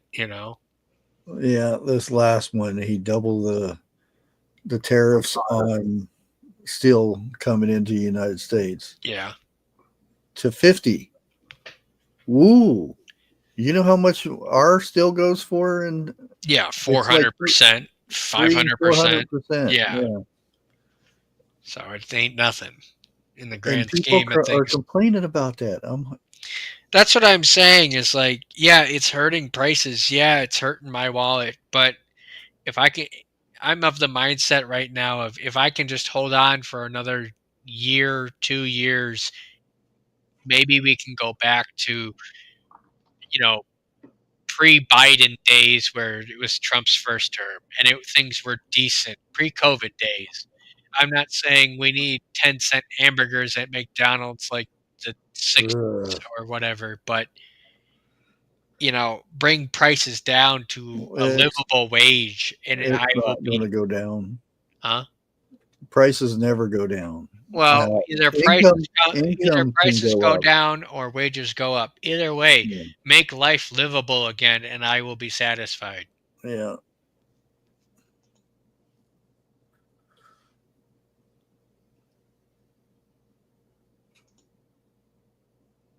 Fester says, 101, are you tall enough to be a cop? Yeah, I know. Fuck me. Yeah, fuck you, Vester. Yeah, exactly. No I offense. could just see 101 pulling somebody over. Dude, that's part of the reason why I haven't is like 5'3", 100-pound Where, me. where Like, no. where's the cop at? Oh, there Right. you Oh, are. down there. Yeah, exactly. Like, yeah. Can you imagine, like, you know how they have the highway patrol with the hat and tight suit and tie and shit, like tiny me? No, that's not intimidating. That's not. Yeah. Yeah, I'm strong for my size, but I still get tossed around, which isn't good. I'm more of a scout and report back kind of guy. I'm reconnaissance, get in, get out, if I can avoid contact, I will. So I'll be right back. Hey, one thing though, it's like I see it from watching the local news in Pennsylvania. There's over the past few years, since Larry Krasner's been the district attorney, there's been cases where in the dark, a police officer is trying to apprehend a juvenile that held up a convenience store, and it wasn't a real pew pew. One case was a water pistol, and the police officer told the kid to drop it, and he pointed it at the cop, and the cop shot him and killed him. So what happens? Larry Krasner prosecutes the police officer. Because what if it wasn't a water pistol or just a toy gun? The police officer would have been shot or shot at.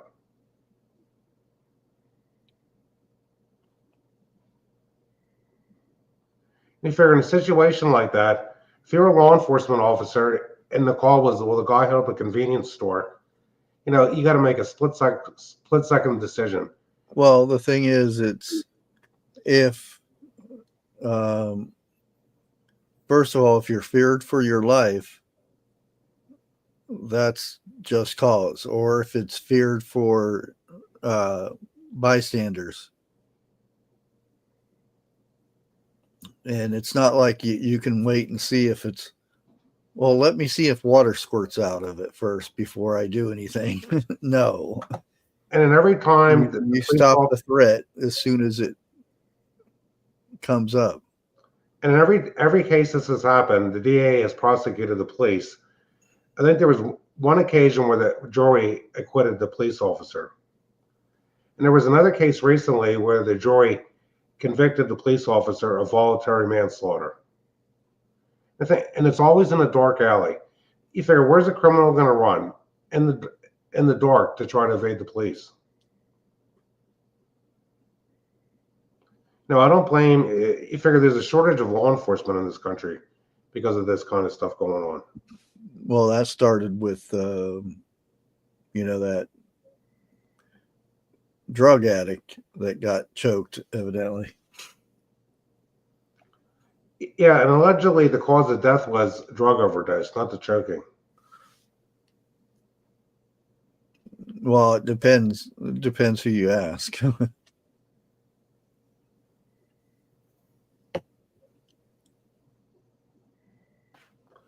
And Grace asked me, Pennsylvania has a stand your ground law, but then it's so tricky. It's like if you would do it like outside your house, how are you going to prove if the person was really, threatening your life unless they had a weapon?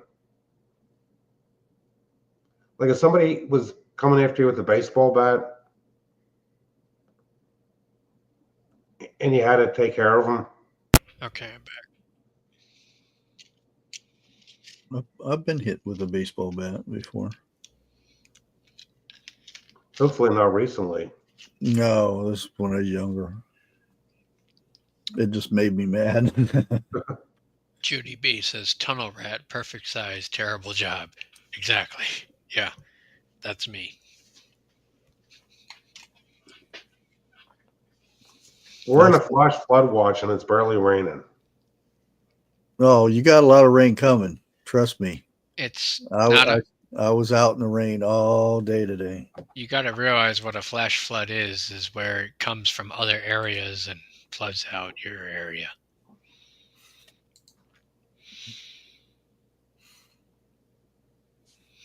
Well, I hope it's nice tomorrow. Dude, it's supposed to get in the 90s here next week. Yeah, next Wednesday and Thursday it's going to be in the 80s here. Yeah, we got Tuesday and Wednesday. It's 80 and 90, which sucks because that's the day I work. Totally off subject, but anyone here familiar with GMRS radio? What now? GMRS? Yeah, it's General Mobile Radio Service. No. It's just another. It's like a lesser version of ham radio. I think I've heard it. I've gone over it on here. Well, that's probably where I heard it then. Yeah. I'm thinking of getting a mobile unit for the truck. Being that I only have to pay a $35 fee and not take a test to use it. It's like an advanced CB radio, but it's got the capabilities and range of a ham radio. And it's getting to be really popular in the radio scene. My cousins use it to communicate up to Mount Clemens repeater and across the state and to down south.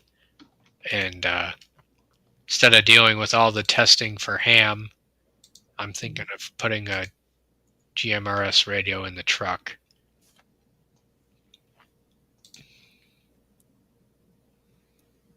Okay, the way the weather's been around here, Grace, it could be pouring buckets 2 miles from us and barely doing anything here. Sandy M says, GMRS, we have the license.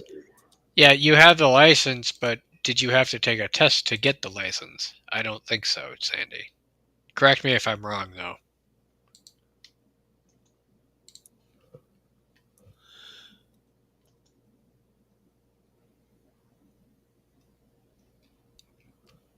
A lot of GMRS radios also come with like the NOAA Weather Service stuff and Skywarn stuff.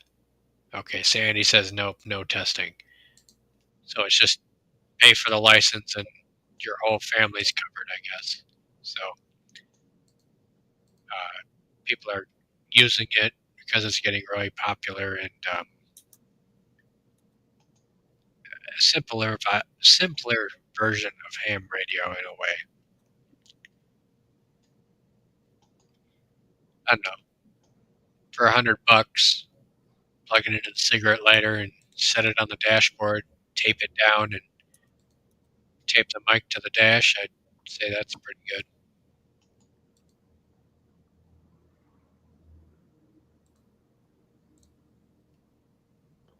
And Grace, the closest to Find My Radar is Collegeville. Actually, the heaviest rain isn't here yet. Because the Allentown Weather Channel was calling for 3.5 inches for our area.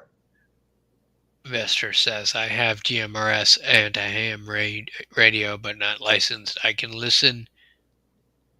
If it's life threatening, I'll use it. Yeah, that's how I am with the ham, although I am probably going to get the ham license, being that I'm part of CERT now. So, but How involved is getting the license for that 101?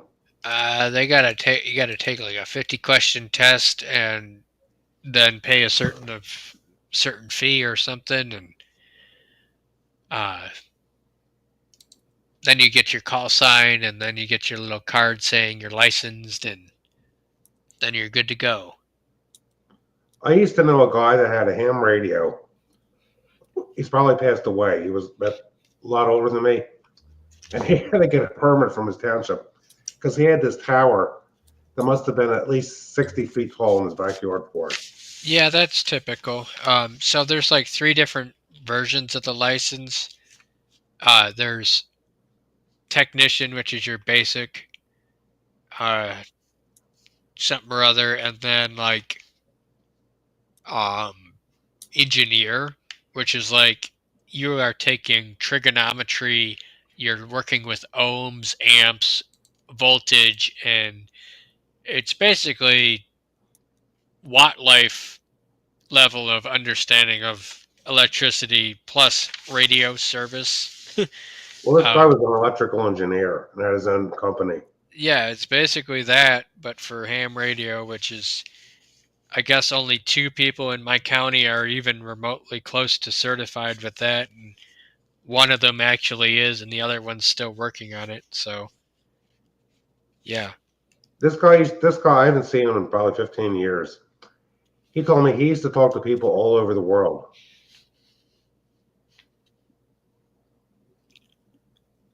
Mickey says there's no towers for GMRS, so I don't get to play too often. Nice, though.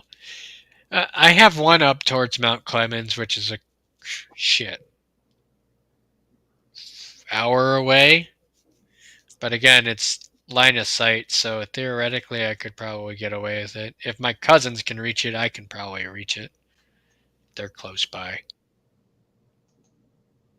And it also does matter of how much wattage you're putting out. Usually the vehicle units put out like 50 watts, which is pretty high, where your handheld, like what I've shown on here, is only about 5 to 8 watts. So 5 times the range or 5 times the output. So there's that. I know a guy had a home unit. It was up to 10,000. He was 10,000 watts? he was pumping it out. Dude, that's, I'm pretty sure that's not legal. Um, when he keyed it up, nobody watched TV in his neighborhood. Yeah, like that's like the equivalent of Chevy Chase lighting up his house Yeah, during Christmas vacation. he had, I think it was 170-foot power or something like that. 100, Jesus Christ, that's Yeah. like that's a proper radio station, dude. Oh yeah, he could have um, blocked out some radio stations if he tuned to a certain frequency. Damn. But he didn't run this all the time. Well, how could you? if he wanted it, because he had all the bells and whistles. I mean, Um, I think I think the unit that we had, the amp was maybe 250, 500 or something like that. Hmm. And we could reach all over. And certain times of the night when it was cloudy or something, which wasn't very often, you could get other countries. And that's just regular CB. Well, yeah, CB radio, you can bounce off the stratosphere on a good day. Mm-hmm.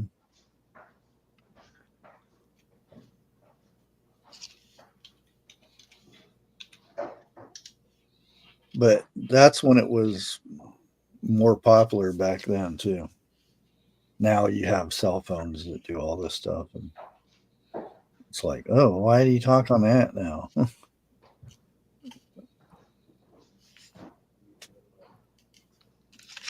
Yeah, I think I still the have a CB for short. Cobra CB I had in my car was just base 50. Well, I got the Midland handheld here for short distances. This is fucking stupid. So I went to the ham exam website that they gave me for the link to test, and it's a practice exam. How am I supposed to get? That's fucking stupid. Yeah, I use walkie-talkie every day. Well, when I work, because that's how we communicate. I have to wear an earpiece, and like if there's a loadout, the cashier will say the customer's getting 100 bags of mulch or something. You've had customers buy 100 bags of mulch? Oh, that's nothing. They come in with the trailer full because we're the cheapest anywhere. We were selling 50-pound bags of mulch for $2. Wow. So we have landscaping companies coming in and buying up to 1,000 bags. Of course, when it's that much, they bring a trailer, so we load it with a forklift. So I went to one of the URLs here that they gave me on the sheet of paper in regards to your ham radio, National Association for Amateur Radio. All this is trying to sell you shit. A lot of advertising. Right. This looks like something out of the 80s. Like layout wise. Yeah. It's fucking weird. You take your practice exam, but you can't find your fucking the actual exam.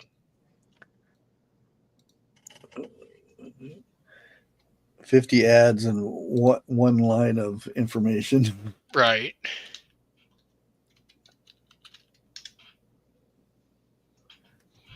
Yeah, I still have walkie-talkies that go 5 miles. I do too. 5 miles plus. I have a GMRS handheld that'll do, 2 or 3 miles easily. The walkie-talkies we use at work, I'll go to Wendy's and I can still hear them talking.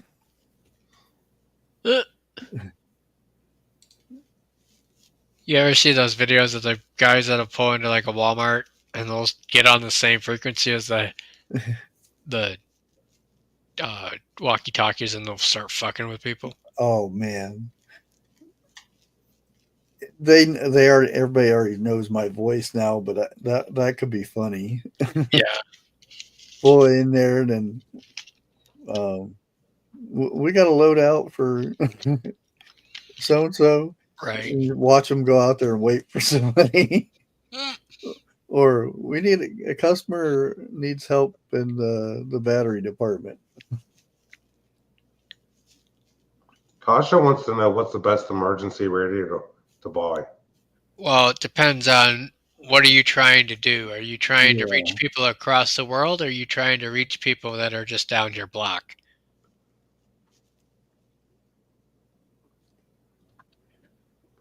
Or family members. Right. Well, this guy I knew that had a ham radio, he's probably passed away by now.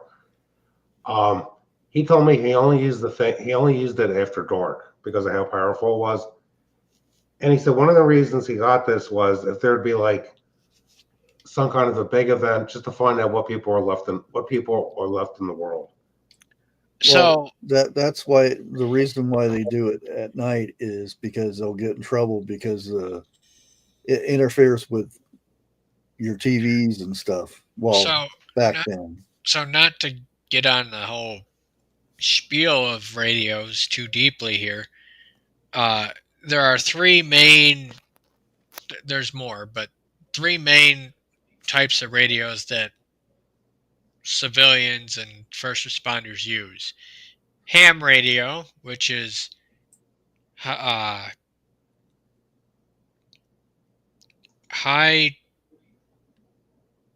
Amplitude. alternating modulated, I think.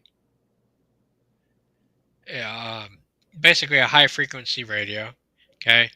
And what this does is this uses either direct line of sight, meaning you can see the person, or um,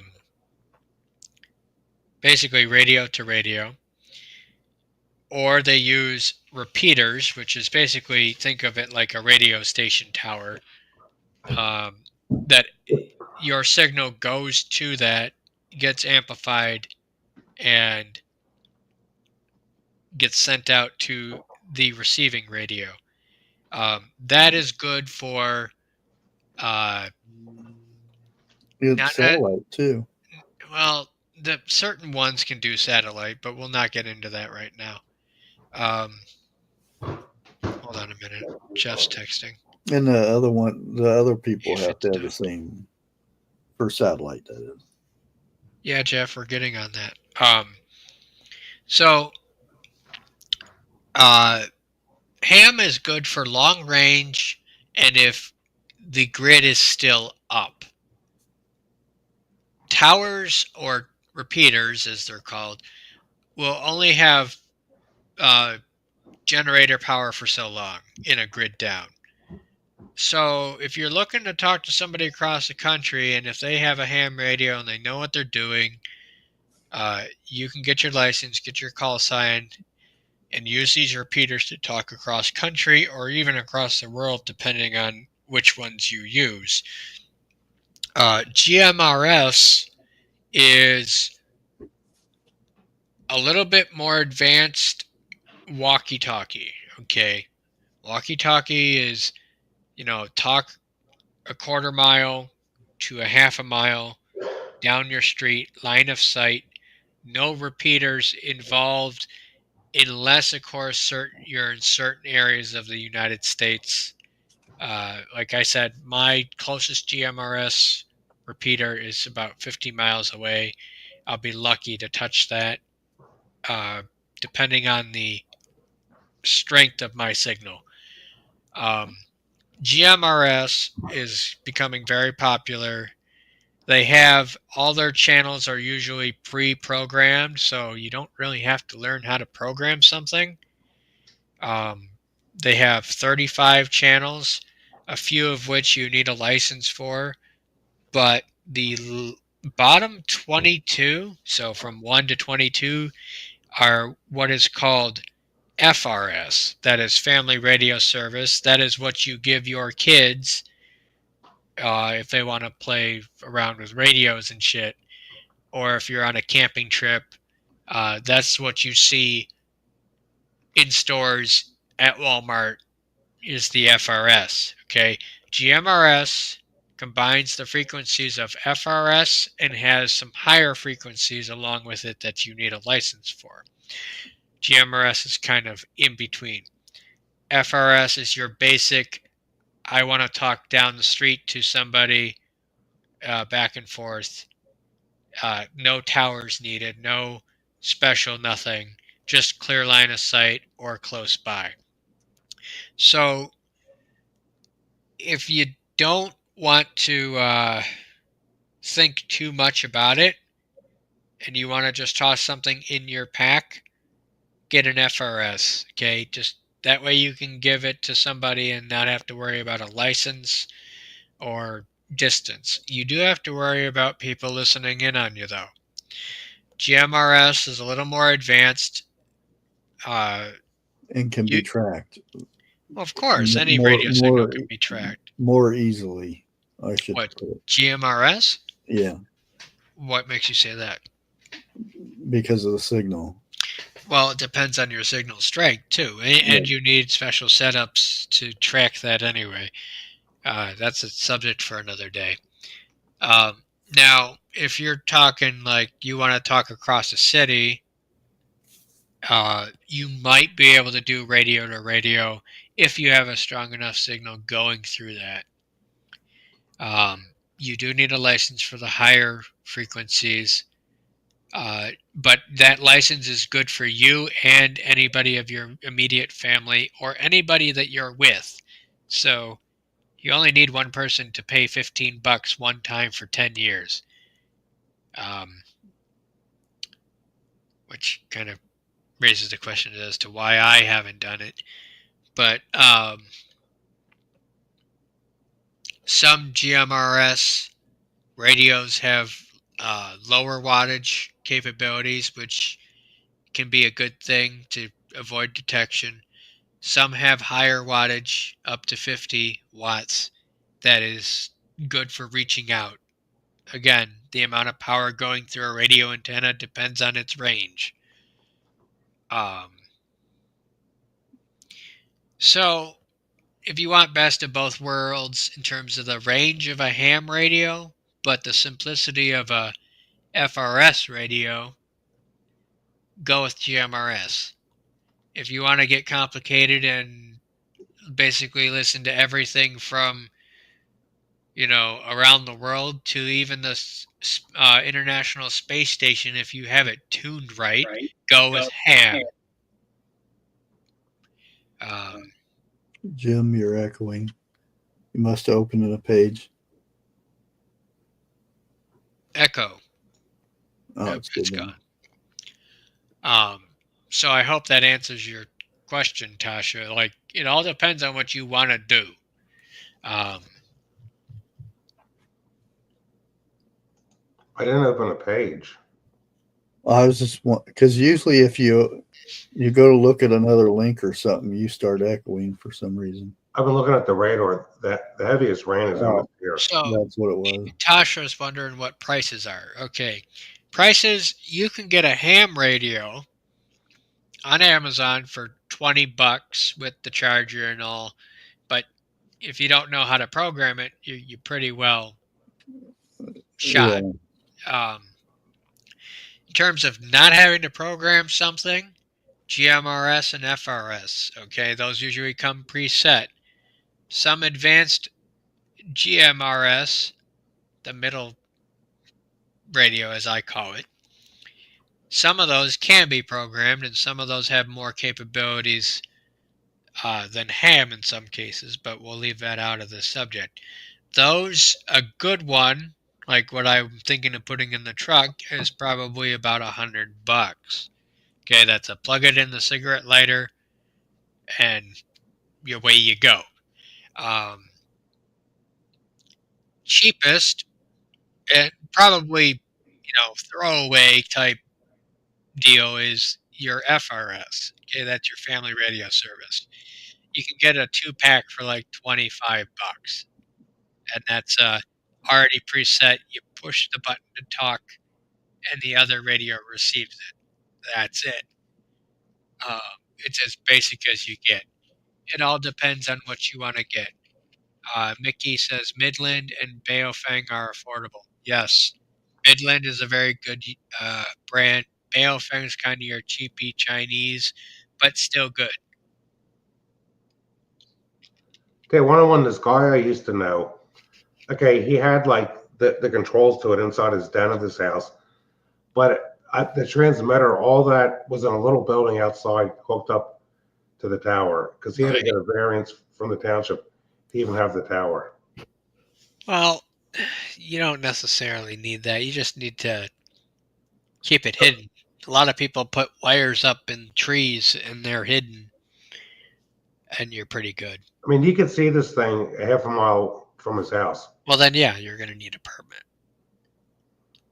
This guy was really into it. He told me that he spoke to Marlon Brando once in a while. He said Marlon Brando was a ham radio operator. Full Monty says Midland and Cobra used to be good CBs. CB stands for Citizens Band. That's basically a chunk of frequency that has been set aside for citizen use. 40 channels. 40 channels of you can say whatever the fuck you want when you Well, want. well, Just there's a couple channels you can't. oh, that's channel 19, which is emergency, and No, 19 is the truckers use I'm that. sorry, 19's trucker. What is it? 9 that is 9. emergency. Yeah, there's another one too. I don't know if it's 3. I can't remember. I think it's 3. 3 is something else. Either way, Mm, most channels on CB you can say what you want when you yeah. want, but it's completely open to be heard, and that's very short range. It's literally maybe a half a mile if you're using a handheld version of a CB, and again, depending on the wattage, Mm-hmm. 50, 80, 100, 200 watts. Shit, you're going across the country. Um, some cases you can bounce a handheld off of the stratosphere, and basically what that does is uses the clouds as a reflector and reflects the signal back down, and you can hear things further out. But that's advanced shit that you don't need to know for now. Um, Bear says 101, it's not necessarily short range. You have some work done to bump up the. Well, yeah, you increase the wattage and the antenna. Um, Usually, higher wattage radios are meant for like home base stuff, Yeah. where Yeah. you're able to have more power. You hook basically like a stereo. You hook an amp to it, Hmm. amplifies it. Right. Some people have ham setups that are whole fucking rooms that are look Yeah. like something out of World War II. You know. Um, And that nowadays it's all computerized too. oh yeah, there's that too. Then there's the whole science of like antenna lengths and how much Mm-hmm. wattage you put through it and what frequencies can handle what. That's too technical to explain on here right now, but A Jeff helium wants a balloon link. and copper wire. what? Jeff wants helium to drop the link. Bushcraft. a helium balloon and copper wire. Oh, okay. Helium. I didn't hear you. All right, people, I hear you. Drop the link. Yes.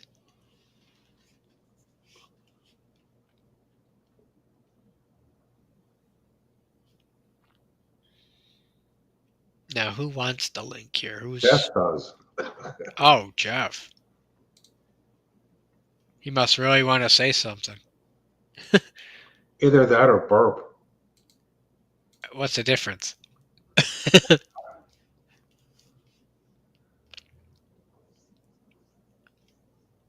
Well, it's pouring here, but the worst of it's staying to the southeast. Oh, you got more coming. It is horrible today. Hello, Jeff. My feet are still pruned. Hey, Jeff. What's up? Been sitting here howling for 10 minutes. Drop a link. I'm sorry. I'm over here yakking about radios. Yeah, You should have I knew know better. If that. he was talking about radios, he's not going to look at chat. Well, I was looking at Chad. I just didn't see Jeff. Well, normally if he is talking flashlights, just hang it up.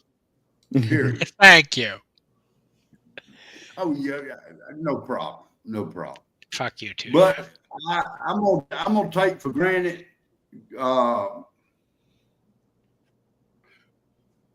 Tasha, your question got answered. You think? She was, yeah. Lord God, See, I hope you so. can't really answer the question without knowing what it's being used for. What would I suggest True. for an apartment? That's like when somebody comes in, they want to buy a lawnmower. You don't just say, "Well, we have all these lawnmowers." You got to ask them, "Well, what are you mowing?" Right. You So don't want a I'm push you're mower when mowing you have 2 grass. acres. You're so mowing grass. No, there's a big oh, difference hold on. from a backyard to 2 acres. Hold on a minute. So Tasha says, "What would you suggest for an apartment?" Rent free. Again, what are we doing? Are we reaching somebody around the block, or are we reaching somebody across country? What's your the biggest thing is what's your distance? And is the other person going to have something that you can Right. talk to them? Right. Okay. And is the other person going to understand?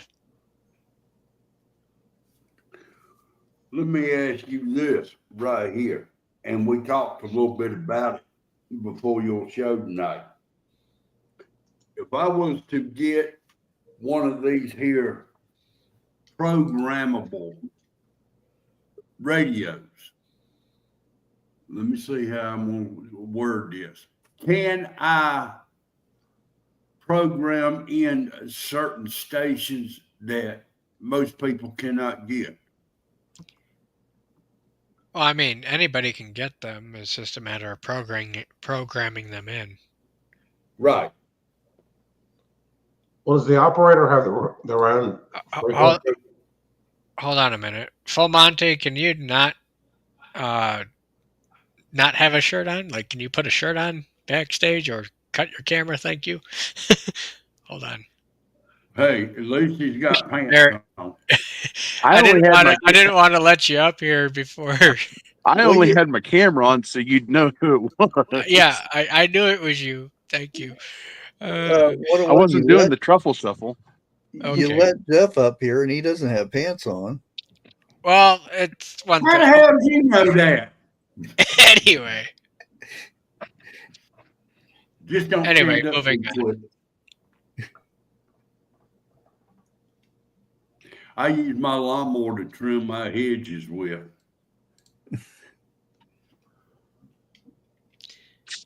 long time no see, Full Monty. What's up, people? Hey, Monty. Man, my volume's up on my phone. How come I can't hardly hear you? I don't know. Monty, you got to remember, he's about 6 foot away from the mic when he sits down. Did that do I know. anything, Monty? I don't know. I just switched my audio to speakerphone. Does that do anything on I don't here? know. Are you hearing us any better? Yeah. Okay. Yeah, a little He bit. must have sit on a pillow. So anyway, I'm sorry, Jim. I'm sorry I interrupted you. What were you saying? Does each operator have their own frequency? They have their own call sign. Okay, Frequent. I mean, so somebody can hear your conversation if they tune into that frequency. Yes. Oh yeah. Okay. Now, with one caveat of, there's privacy settings where you can tune a couple of radios or how many ever radios Money you you have put into to, like, so the second half of a frequency is, at least in my area, is 0.550, and the next frequency up is 0.625, and somewhere in between there is what they call an offset. Okay, it's to where a radio that is only tuned to that specific offset will hear that frequency, and this is basically infinite to a degree of finite. It depends on how you can tune, you know. The radio one, yeah. So I can have 551, and that will tune to a radio with 551, or 552. You know, it goes up exponentially. Think of it just as numbers go up exponentially. But if somebody tunes in to that frequency, it's just a matter of you got to tune it Well, very, very finely. it depends. There's encryption too. So Well, that's more advanced radios, yeah, isn't it? yeah. Or Well, military. well, that's MERS. MERS is military ultra high frequency. That's for talking to the Navy ships, and you're technically not even allowed to do that. Oh no. You can't talk to Navy ships from land, which is like a big no-no. Like they will dock their fucking ship and come find you type shit. Also, if you are near the Canadian border, do not transmit on any frequency on MERS anywhere near the Canadian border or the upper frequencies of GMRS because Canada has treaties and such. So if you're on the border, like, Watch out. yeah, don't do that. I'm talking within like a mile of the border. They just do that to keep their frequencies clean, as far as I'm aware. But that's a big like. Technically, I have a Toronto repeater in my ham radio. Technically, I could talk to Canada, but should I? Probably not. Could I? Yes. Should I? No. Well, I've never heard of anybody being arrested for, plotting something, talking to someone over a ham radio. Well, no, it's too Well, the FCC monitoring that shit. yeah, I was gonna say if you're not licensed and get caught doing it. Yeah, but I mean, somebody's not going to talk to their friend about their upcoming heist over a ham radio. No. No.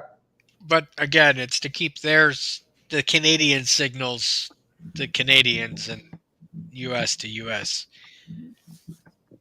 I just seen somewhere, it was last week I was watching on a video, it's about either a ham or CB, but anyway, there was a person that was thrown in jail or prison for cussing. This is back in the 70s, I think. Damn. You're dating yourself there, Full Monty. Yeah, well, Yeah, everybody born knows in the we old. mid-70s. I hear an echo. Life with Bobby says you never know. There's idiots out there. Yeah.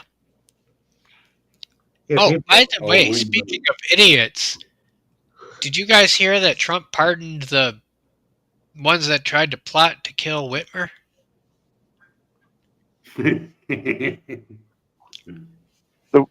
The ones that the three-letter agency was involved in? Yes. Because they were railroaded and basically yeah, entrapment. entrapped. Yeah.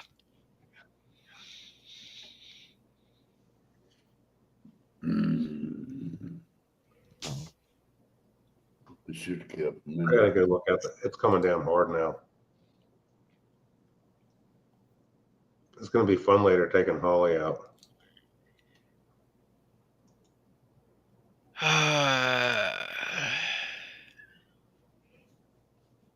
Where the fuck do you... I'm looking for the Okay, stuff the- for the ham radio and I can't fucking find it. The reason I just said that about that person being thrown in jail or prison, whatever, for cussing on this, I'm pretty sure it's CB. And I was like, oh, there's no such thing. Well, here's the thing. Way back, and I mean way back, I was like 3 or 4, and I got on there on our home base. Mom and Dad was out in the field. My older brother was there at the house, and I said, crap or darn it or I don't know. My older brother's like, keep it up. The CB police is going to come and get you. CB.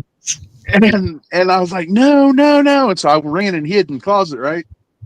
And then Mom and Dad showed up a couple hours later. He told them. And so then when I was watching that video last week, I was like, oh, there's no way. There's no, that surely couldn't have happened. But yeah. That's funny. why I was shocked. Well, even if you key up and don't release, you can get in trouble. Uh, not. It's so. On public channel. I'm talking CB. Oh, Yeah, because we used to play tag. It sounds weird, but in Metro Mall, which was a big mall area, it had stores on the outside and stuff, and we used to drive around, and we would hide inside the mall area somewhere and talk on the CB, and we had been playing for too long, and the cops showed up because we were keyed up too much. Because the person who's would have to key up for so many minutes so we could try to track them down. I see. I key up to turn my lights on and off because the radio signal fucks with my lights in my room. Remember We when used to I? play. Go ahead. Sorry. Go ahead. When I was messing with my handheld here, the CB, my little lamp here is one of those touch lamps, so it fucks with the signal, and it can turn it on and off. We used to play CB tag. I had a base unit and was sitting out talking to the neighbor one day, and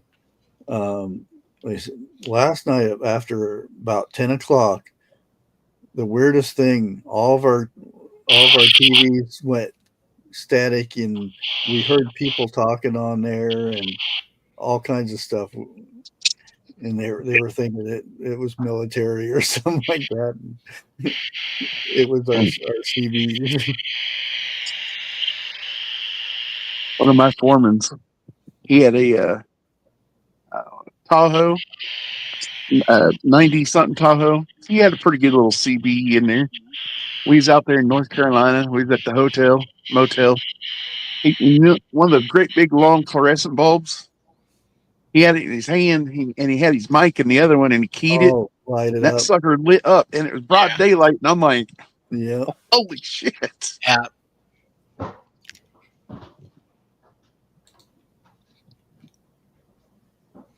I remember you remember the cordless phones. So sometimes I would turn the cell or the phone on, and I could hear somebody else's conversation because the frequency would pick up on my phone, and I could hear their conversation that they were having. So Tasha's saying, Tasha's saying here, I don't trust the full of. Oh, hold on a minute. I know I'm reading two comments here. I don't want something that brings trouble, and then she also says, I was mainly just wanting emergency radio for disasters.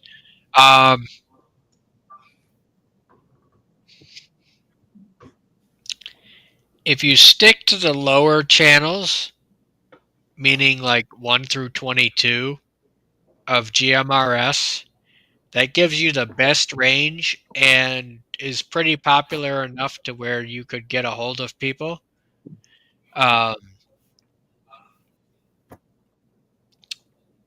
Next thing I would say would be CB, just because it's so simple, you don't need to do anything, but it's short range. So, and the other person has to have one, right? And the other, right? Yeah, or a scanner, and you can program it to weather and all your other emergency channels. You ain't got to worry about talking back on it. Right. If you're looking to just listen, I mean, a scanner's your best way. If you're looking to communicate with people, GMRS really is the best of both worlds without having to deal with all the technical crap. Unless, of course, you go into the upper channels, which as long as you know to stay off of those, you're fine. You don't need a license for the lower channels because they're the same as the FRS channels. And usually GMRS, you can get GMRS ones in handheld versions that are not too expensive at all. So you don't need to spend $100 on a vehicle mounted one or such as that. Oh, that's some good blackmail material, Grace. The cordless phones were using same channel signs, signals. Yeah. I didn't know that. Well, now I know for a fact back in the day before all this high tech TVs and everything come out, if your TV was on a certain channel, you can hear a conversation that CBers were having. Well, that's just the power. Yeah. The power. Yeah, if they had a lot of power, it would go straight through your TV because we used to have these things called antennas on our TVs. Yeah. Well, see, I got in trouble because I was talking to a chick on the CB radio, and Mom and Daddy heard the whole conversation. Oh shit! Yeah, I was also, in. your TV will pick up the cordless phones too. Oh, it will. Yep. Be What sitting channel? there, and it all depends on the channel too. Well, see, that's the thing. Remember when you used to have to turn the dial to get the channels and stuff? Tasha Yeah. says the good thing about landlines is that you can use your phone when the power goes out. If the landline's still intact, Yeah. if you have down True. power lines or the landline's cut, it don't matter. I Yeah, got a what they call a rotary phone in case the power goes out, plus a cell phone. Do you also have one of them ones that have it's in a wooden box that you crank on the side and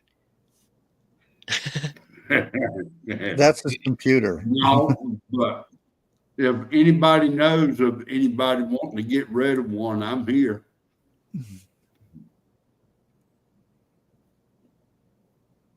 No, hell, the I could fact, probably the, make fact, one. the fact that you have one is pretty funny. I've got a box of them cordless phones down in the basement somewhere. Oh my God, I got What, one of 2 those ones that you gallons crank of like Ziploc. World War I'm II talking style? No, you. cordless. Yeah. That's the ones I'm talking about. I've got a box full of cordless phones. Not no crank ones because those were wired up. Tasha, you kidding me, right? What is What's a up? rotary phone? Are you talking like no. 1970s rotary phone, Jeff? Or you talking One. the 60. older ones? The older One. ones that grandma had when she was a youngin'.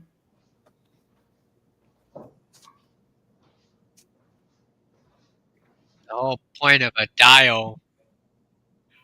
Oh, Yeah, you got to stick your finger in the hole. yeah. You got to stick your finger in the hole and then, yeah. And Yeah. you hated people that had zeros in their numbers. What I hate worst of all right now is you cannot slam the damn phone down on somebody. Right. You can, you just break your phone. Well, I remember when my parents had to get when the phone company like one of those old phones back. I mean, one of those things were so heavy. I still have I still have the old phone jacks in the house here, where it was the old 4-prong style plug rather than the little auxiliary kind of click-in I one. know what you're talking about. You know what I'm talking about, Jeff? Yep. Yeah. 101. Wish I still had my Tasha, grandpa's. I know I'm not supposed to ask this, but what is your age range? What is it, the money? No, it's on Oh. 101. Oh, that's what you're getting at. I was looking. Oh, That's Jeff's Yeah. phone. Yeah, that's what I was saying, is like the one with the crank on the side. Yeah. Technically, That's the this phone is my the dad and them used to have. this is the very first phone, by the way. That's operator, get me, number 6 or whatever. For every You know crank what? or a What letter you talking? was a number. Yeah. What he's talking into right there looks like a doorknob. Well, I could probably make me one of them phones. That was the They also that was had the the very ones. first phone. I've always wanted to try out those the radios from like World War II that you crank and you charge up, and Them son of a bitches will electrocute you if you don't Yes, watch. they will. They're good for fishing. I mean, they're good for. You been there, Okay, huh? the square box ones. not like Yeah. you use for demolition, but the ones that you have, like a radio guy in World War II would have on his back, that you crank it and then you make the call to headquarters type shit. So after my grandpa passed away in '81, he gave my dad my grandma gave all of the fishing stuff to my dad, right? And in that stuff was a little square box with a handle with 2 leads. Oh, It was no. one of those old style. One night I was asleep on the living room floor area on the farm at the farmhouse. Had my shoes, socks off. My older brother put a lead on each toe, and he barely touched that crank, and it lit me up. Dad's like, "Don't do that again." Hey, Monty, there was a next door neighbor I really didn't cheer for. He was standing in a mud puddle. I told him, I said, don't go nowhere. I'll be right back. Went and got that box, and I lit his ass up. Oh shit! You can get one of those for $46. Are you kidding? No, it's I'd showing. buy one of them and hook it up to your doorknobs in case somebody's trying to break in. like total Home Alone type shit. Put a capacitor on there, and I mean, allegedly, what Minecraft, whatever you want to say, Oh, they will I can be see Jeff. song. Jeff's too lazy to crank it. He'll hook his cordless drill up to it. There's your wattage. Could you imagine putting a capacitor up on one of those? Good night. You can light up. No, I can't say that. Let's just say you can light up a big truck to where all 18 tires would go flat. well, I remember when I was a kid picking up the phone and hearing people's voices talking. Because my parents had a party line when I was really little.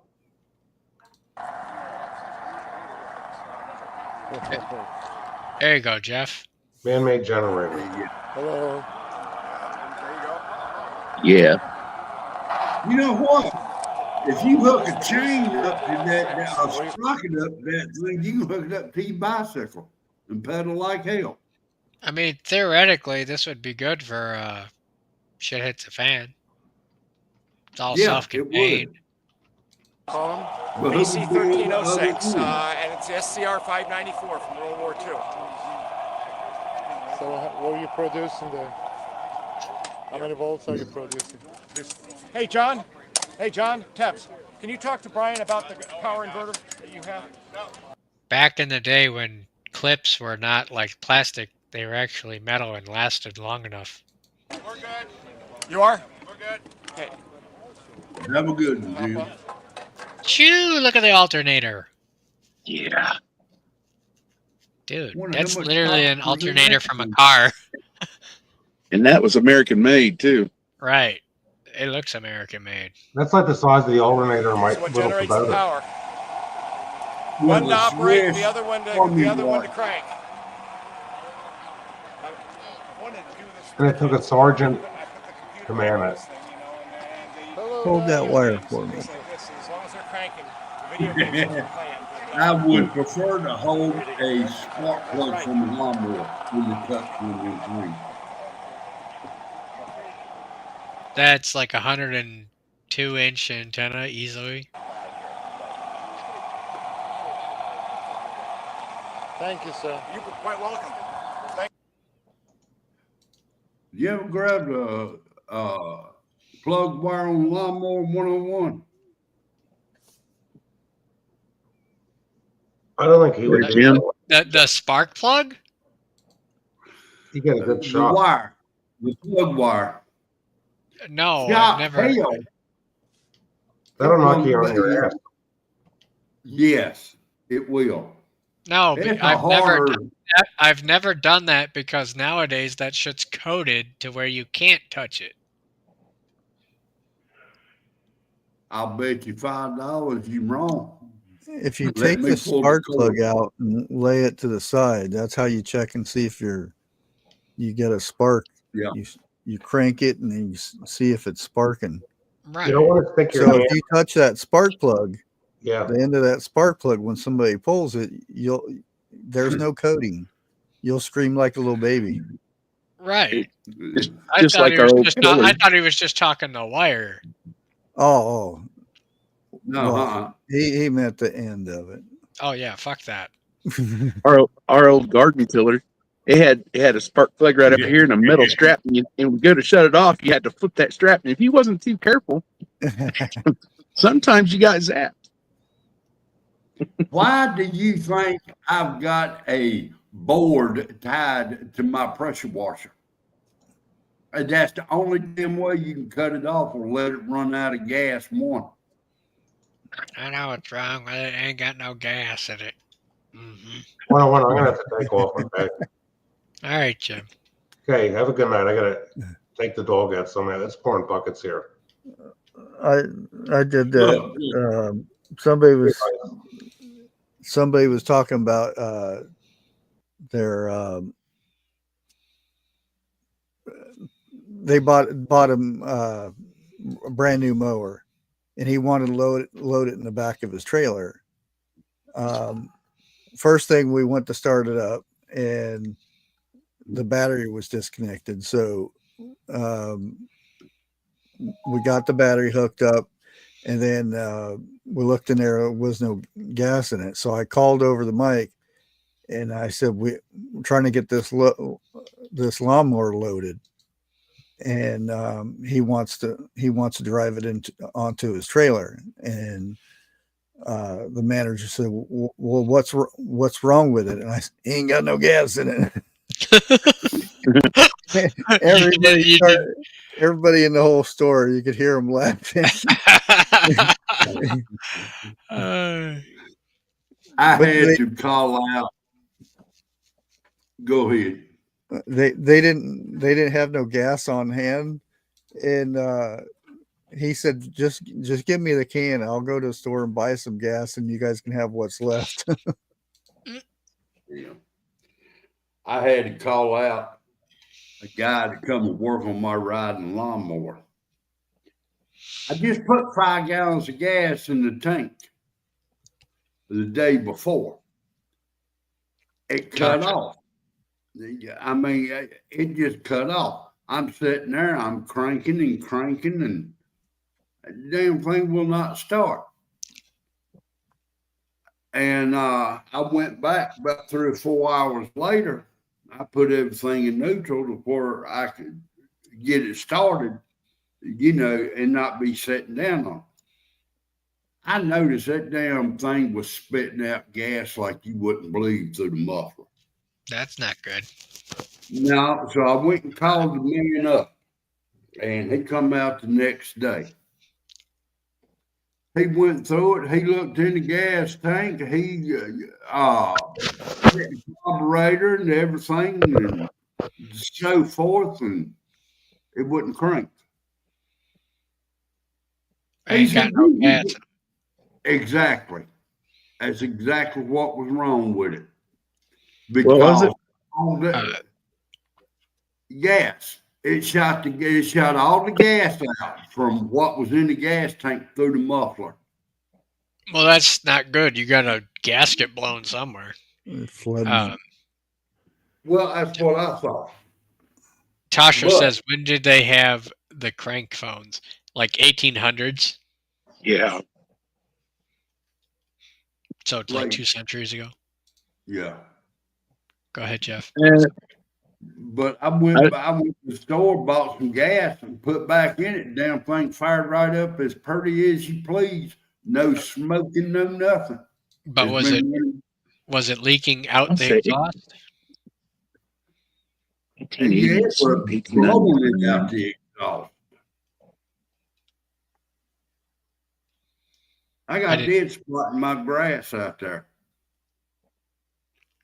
Did I ever tell you, like, so a couple months ago, the asshole across the street with the Mustang, the guy's son dumped, I think it was coolant on their grass and killed almost half their lawn because it ran down towards the street and just killed it all. That the dad got so pissed. Well, we're fixing to have some goats. Well, there's a thing you do with gasoline. You can leave messages on people's lawns. Oh, yeah. Or you can use weed killer. Yeah. That too. The two rivalry schools here. One of them's the one I went to. The other one's just 7 miles down the road. I remember riding in on the school bus one morning. I was in elementary school, and I'm like, "Hey, looky there! It says Blue Jays can go suck the." And I'm like, and that stayed there in that message for a while. I mean, that's how much they used. Does gas kill weeds? Oh yeah. Yeah. Oh yeah. You got to get the good gas. You can't get that cheap gas. Yeah, the leaded gas, the good leaded gas. There is no leaded gas anymore. I remember AV gas.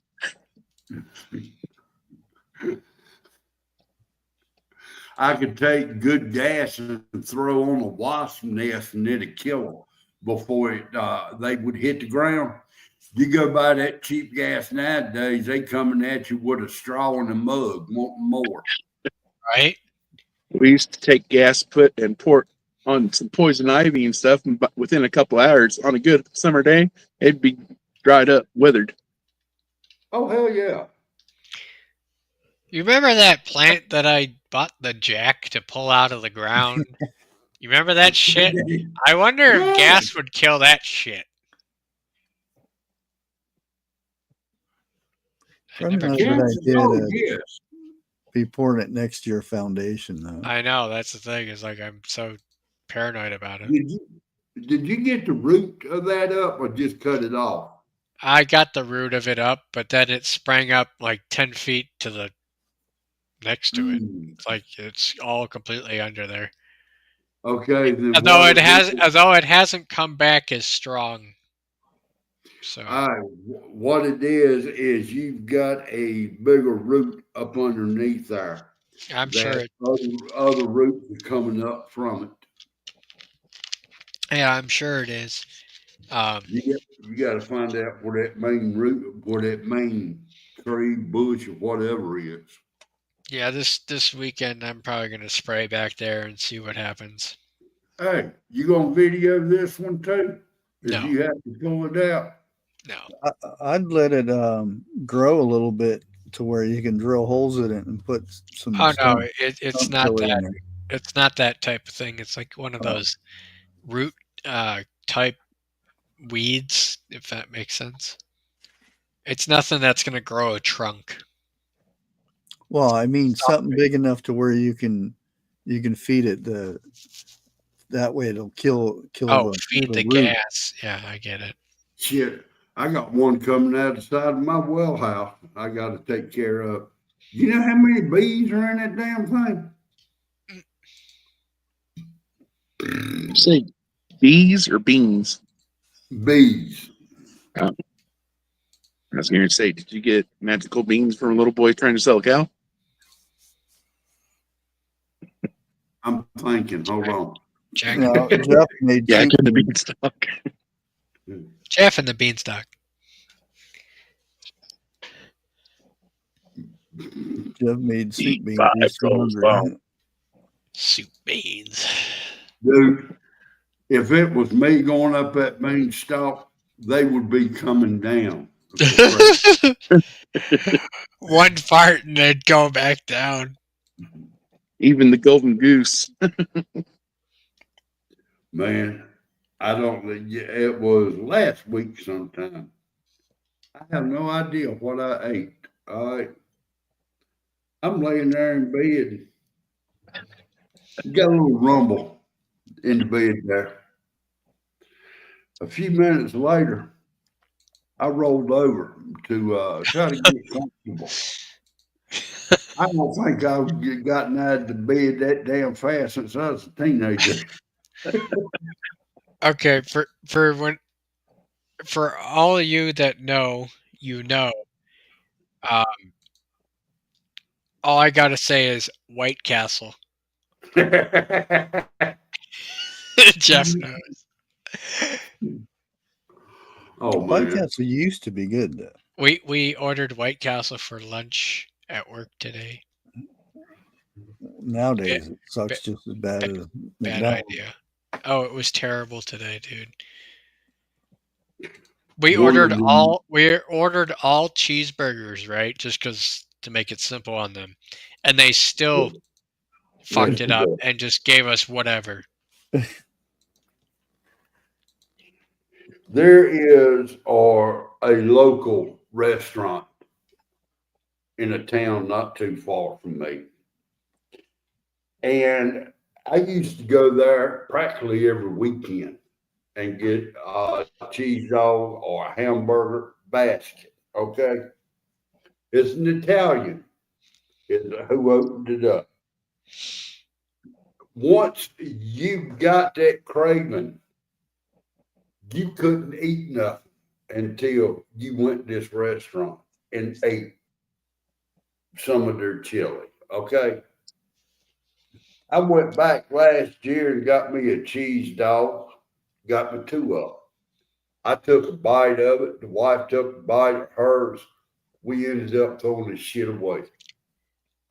A new generation decided to do a little change. They messed up. Vester, I've used the vinegar and Dawn dish soap on this fucking plant, and it didn't do shit. Vinegar has to be a certain percentage. It's 30%. That plant drink. The cleaning vinegar, not the cooking stuff. That plant drank it up and said, "Feed me more, Seymour." Yeah. Well, Please, sir, may I have some more? I got some liquid in there. I don't think anything can survive this. It was so bad last year when I tried to pull that plant out. I actually took a torch and I burned the top of it to see if it would kill it after I've poured gas on it. And it lit up for a bit. It scorched the top. And that bitch still came back. Damn. They come back with vengeance. Right. I don't know what this fucking thing is, but it's probably some kind of invasive ivy of some type. We'll find out what it is on your phone. I've tried it. It doesn't recognize it. Damn. Yeah, it's like some new plant that I don't know what it is, and neither does the rest of the world. Invasion of the body snatchers. Right. Can't it come back from the origin of like Orion's belt, 3rd star? Right. Vester says, if nothing else, we're try stump remover. There is no stump to remove. There's nothing to drill into the put that shit in there. It's I it's swear, basically a stocky weed type of a plant. sounds like you're gonna have to go up underneath your house and do a little bit of digging. No, I think I got that part of it. It's a matter of it's just stubborn now. It's I got its all little offshoots that are still popping up. Uh-huh. And my foundation is fine. It's not underneath the cinder block at all because my Right. Yeah. basement, you know. Well, if you wake up one morning and you fall about 20 feet to the ground, you know something. Yeah, I know. Could be like a little village of Smurfs. Sandy says Yeah, I got a demon plant. Yeah. I know. I worked with a man. He was on work release in prison, and I swear to God, he looked just like Papa Smurf. The only thing missing was the blue dye. Was he a black guy? No, he was a white guy, believe it or not. He used to bring me. I give him $5, and he'd get me a carton of cigarettes. Back when a carton of cigarettes cost $5. No, from prison. I was working at a gas station, and guy come in and wanting cigarettes, and he was half blue. Half? Believe it or not, Was- you're going to think I'm joking, okay? But there are blue people. No, I know what you're talking about. Well, yeah, I mean, back in high school, I went to my buddy's house one time. He came to the door and he had like blue around his nose and stuff. And I'm like, what? It was metallic. And I'm like, what are you doing? He had a handkerchief. And I'm like, oh, you're an idiot. Yeah. Destroying brain cells. I used to love to take shoe polish and go around the outlines of my binoculars and give them to the neighbors. See if they could see that bird in the tree. The what? You know, binoculars and shoe polish. Oh, yeah. I used to give it to my neighbors to see if they could see that bird up in the tree. Like what happened on MASH with Colonel Potter. Colonel Potter one time. That's where I got the idea from. Grace, you have no idea. My mama told my wife, how did she put that? I'm sorry you married my son. I did not know he was that mean. And I looked at mama and said, you don't know the half of it. I remember my uncle. He was so pissed at me. I used to get the cigarette loads. Oh, and no. I took his lighter purposely. So he went into the kitchen and lit a cigarette on the stove. Bam! He thought the stove blew up on him. Oh, he's pissed. And then he says, because he kept looking at the cigarette before he light them. So I shoved one down to the very end, right when he got to the bottom of the cigarette. Yeah. My grandson was real bad about stealing lighters and, just flicking them. I was standing at a convenience store and it said electric lighter. I got reading it and everything. I bought it. And I laid it down with cigarettes. Yeah. He come by. I noticed when he walked by, my lighter was gone. I got to laughing. I told Dixie, I said, you're going to hear him holler in a minute.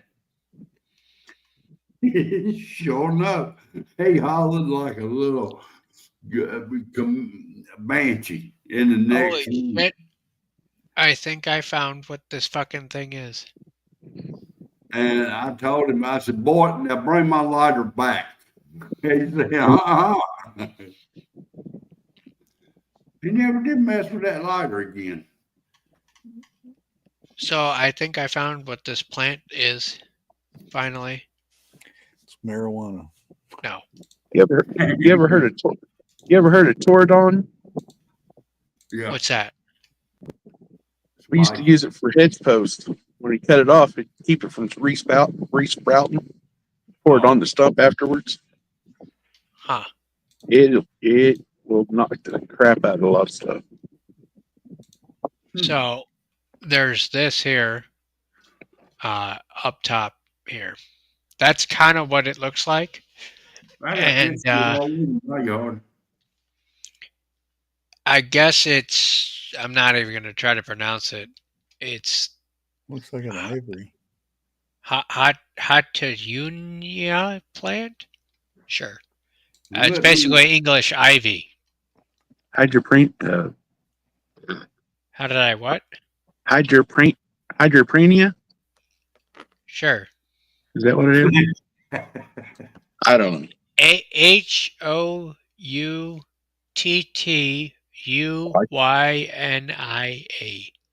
I can't spell right now. Sure, whatever. Either way, I think that's what it is. It looks like, yeah, that's definitely what it is. But I literally typed in stubborn plant that will not die. And this is what came up. And lo and behold, it is what it is. That's what I've been dealing with right there. Right there. I don't know, is it showing on stream? Hold on. Yeah. That he's a city boy. fucking piece of shit plant.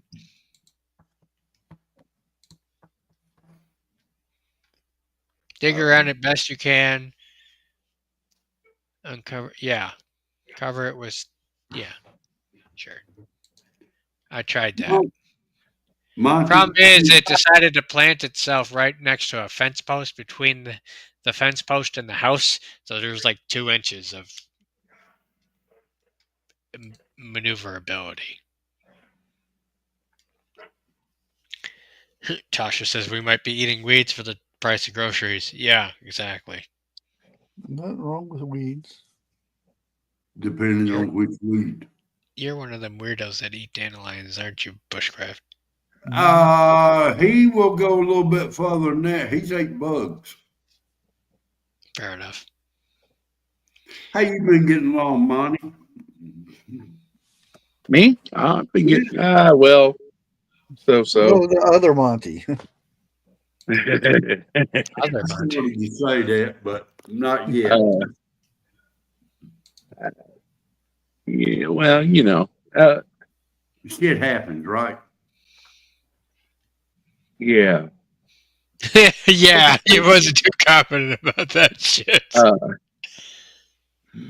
Got some nerve impingements going on in my neck area and shit, and I've been having the dropsies in my hands. Oh, dude.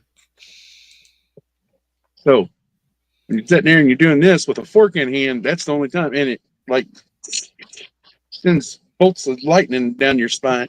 Well, yeah. I got a couple flat spots on my spinal cord. Damn. No chiropractor or nothing can help you, huh? No, my chiropractor's like, you need to go to a neurosurgeon. Fuck that. I'd like some no acupuncture or physical therapy. He goes, maybe afterwards. So I'm going to see a neurosurgeon the 23rd this next month. You should have told him he wasn't the right sex. Oh, he's pretty good. I trust him. We was in school together. He was a class ahead of me. But I don't know. It's been getting worse the last 6 months. Duct tape Oh, hell, Band-Aid, huh, Jeff? Tasha, I'm coming to your house. I know that was meant for bushcraft, but I saw it. Watermelon. Yeah, watermelon didn't work good for me. Watermelon. Oh man, because I was about 14 days on carnivore with no cheating and just had watermelon. Wasn't good. I wouldn't turn my hand over to watermelon or cantaloupe. Oh, it was good. I like While the it strike lasted. old school. Just saying, guys, I think I'm going to go ahead and shut it down here. It's pretty late. Still want to ball blast. Dude, I haven't played that one in forever. Bushcraft, you still got that one? Shit. I don't have it on anymore. I know, like that damn Monty. Have you got that beaver? That the marmoset that screams? Yeah. God. Monty, don't even go there. Yeah, at least Jeff's not on the subject of beaver pops. No, I ain't eating no beaver pop. I was watching a video last night of World War II, like the care packages or the sea rations thing. Mm-hmm. Yeah. And they opened came with like Nest coffee, Mm-hmm. three candies, Okay. Tampon. toilet paper, and what else was it? And there were some sea rations. But anyway, in there was a 9-pack of Chesterfields cigarettes. 9-pack. Yeah, 9-pack. It was in a square, and I was like, "Now that is one thing I've never seen in a army pack." Oh yeah, they Yeah. used to treat Can't that forget shit as about the currency. Well, in Nam, they used to give them it was like a 10-pack or something like that. I've seen those, but not a 9-pack of Chesterfields. Have you ever smoked a humpback Chesterfield? No, I've Don't. been in the plant where they made them though, Don't. down in Georgia. It will, it will knock your toenails slap through your socks. The fuck does that even mean, Jeff? Damn. I'm sorry. Anyway, I'm gonna go ahead and shut it down here. So, Yeah. I'll either see y'all tomorrow night or next weekend. So It'll be next weekend. It won't be probably tomorrow. next weekend. Probably by then I'll have the truck cap done. So hopefully that'll work out. Red and white lights. Whatever. So yeah, 101. Out. Money out.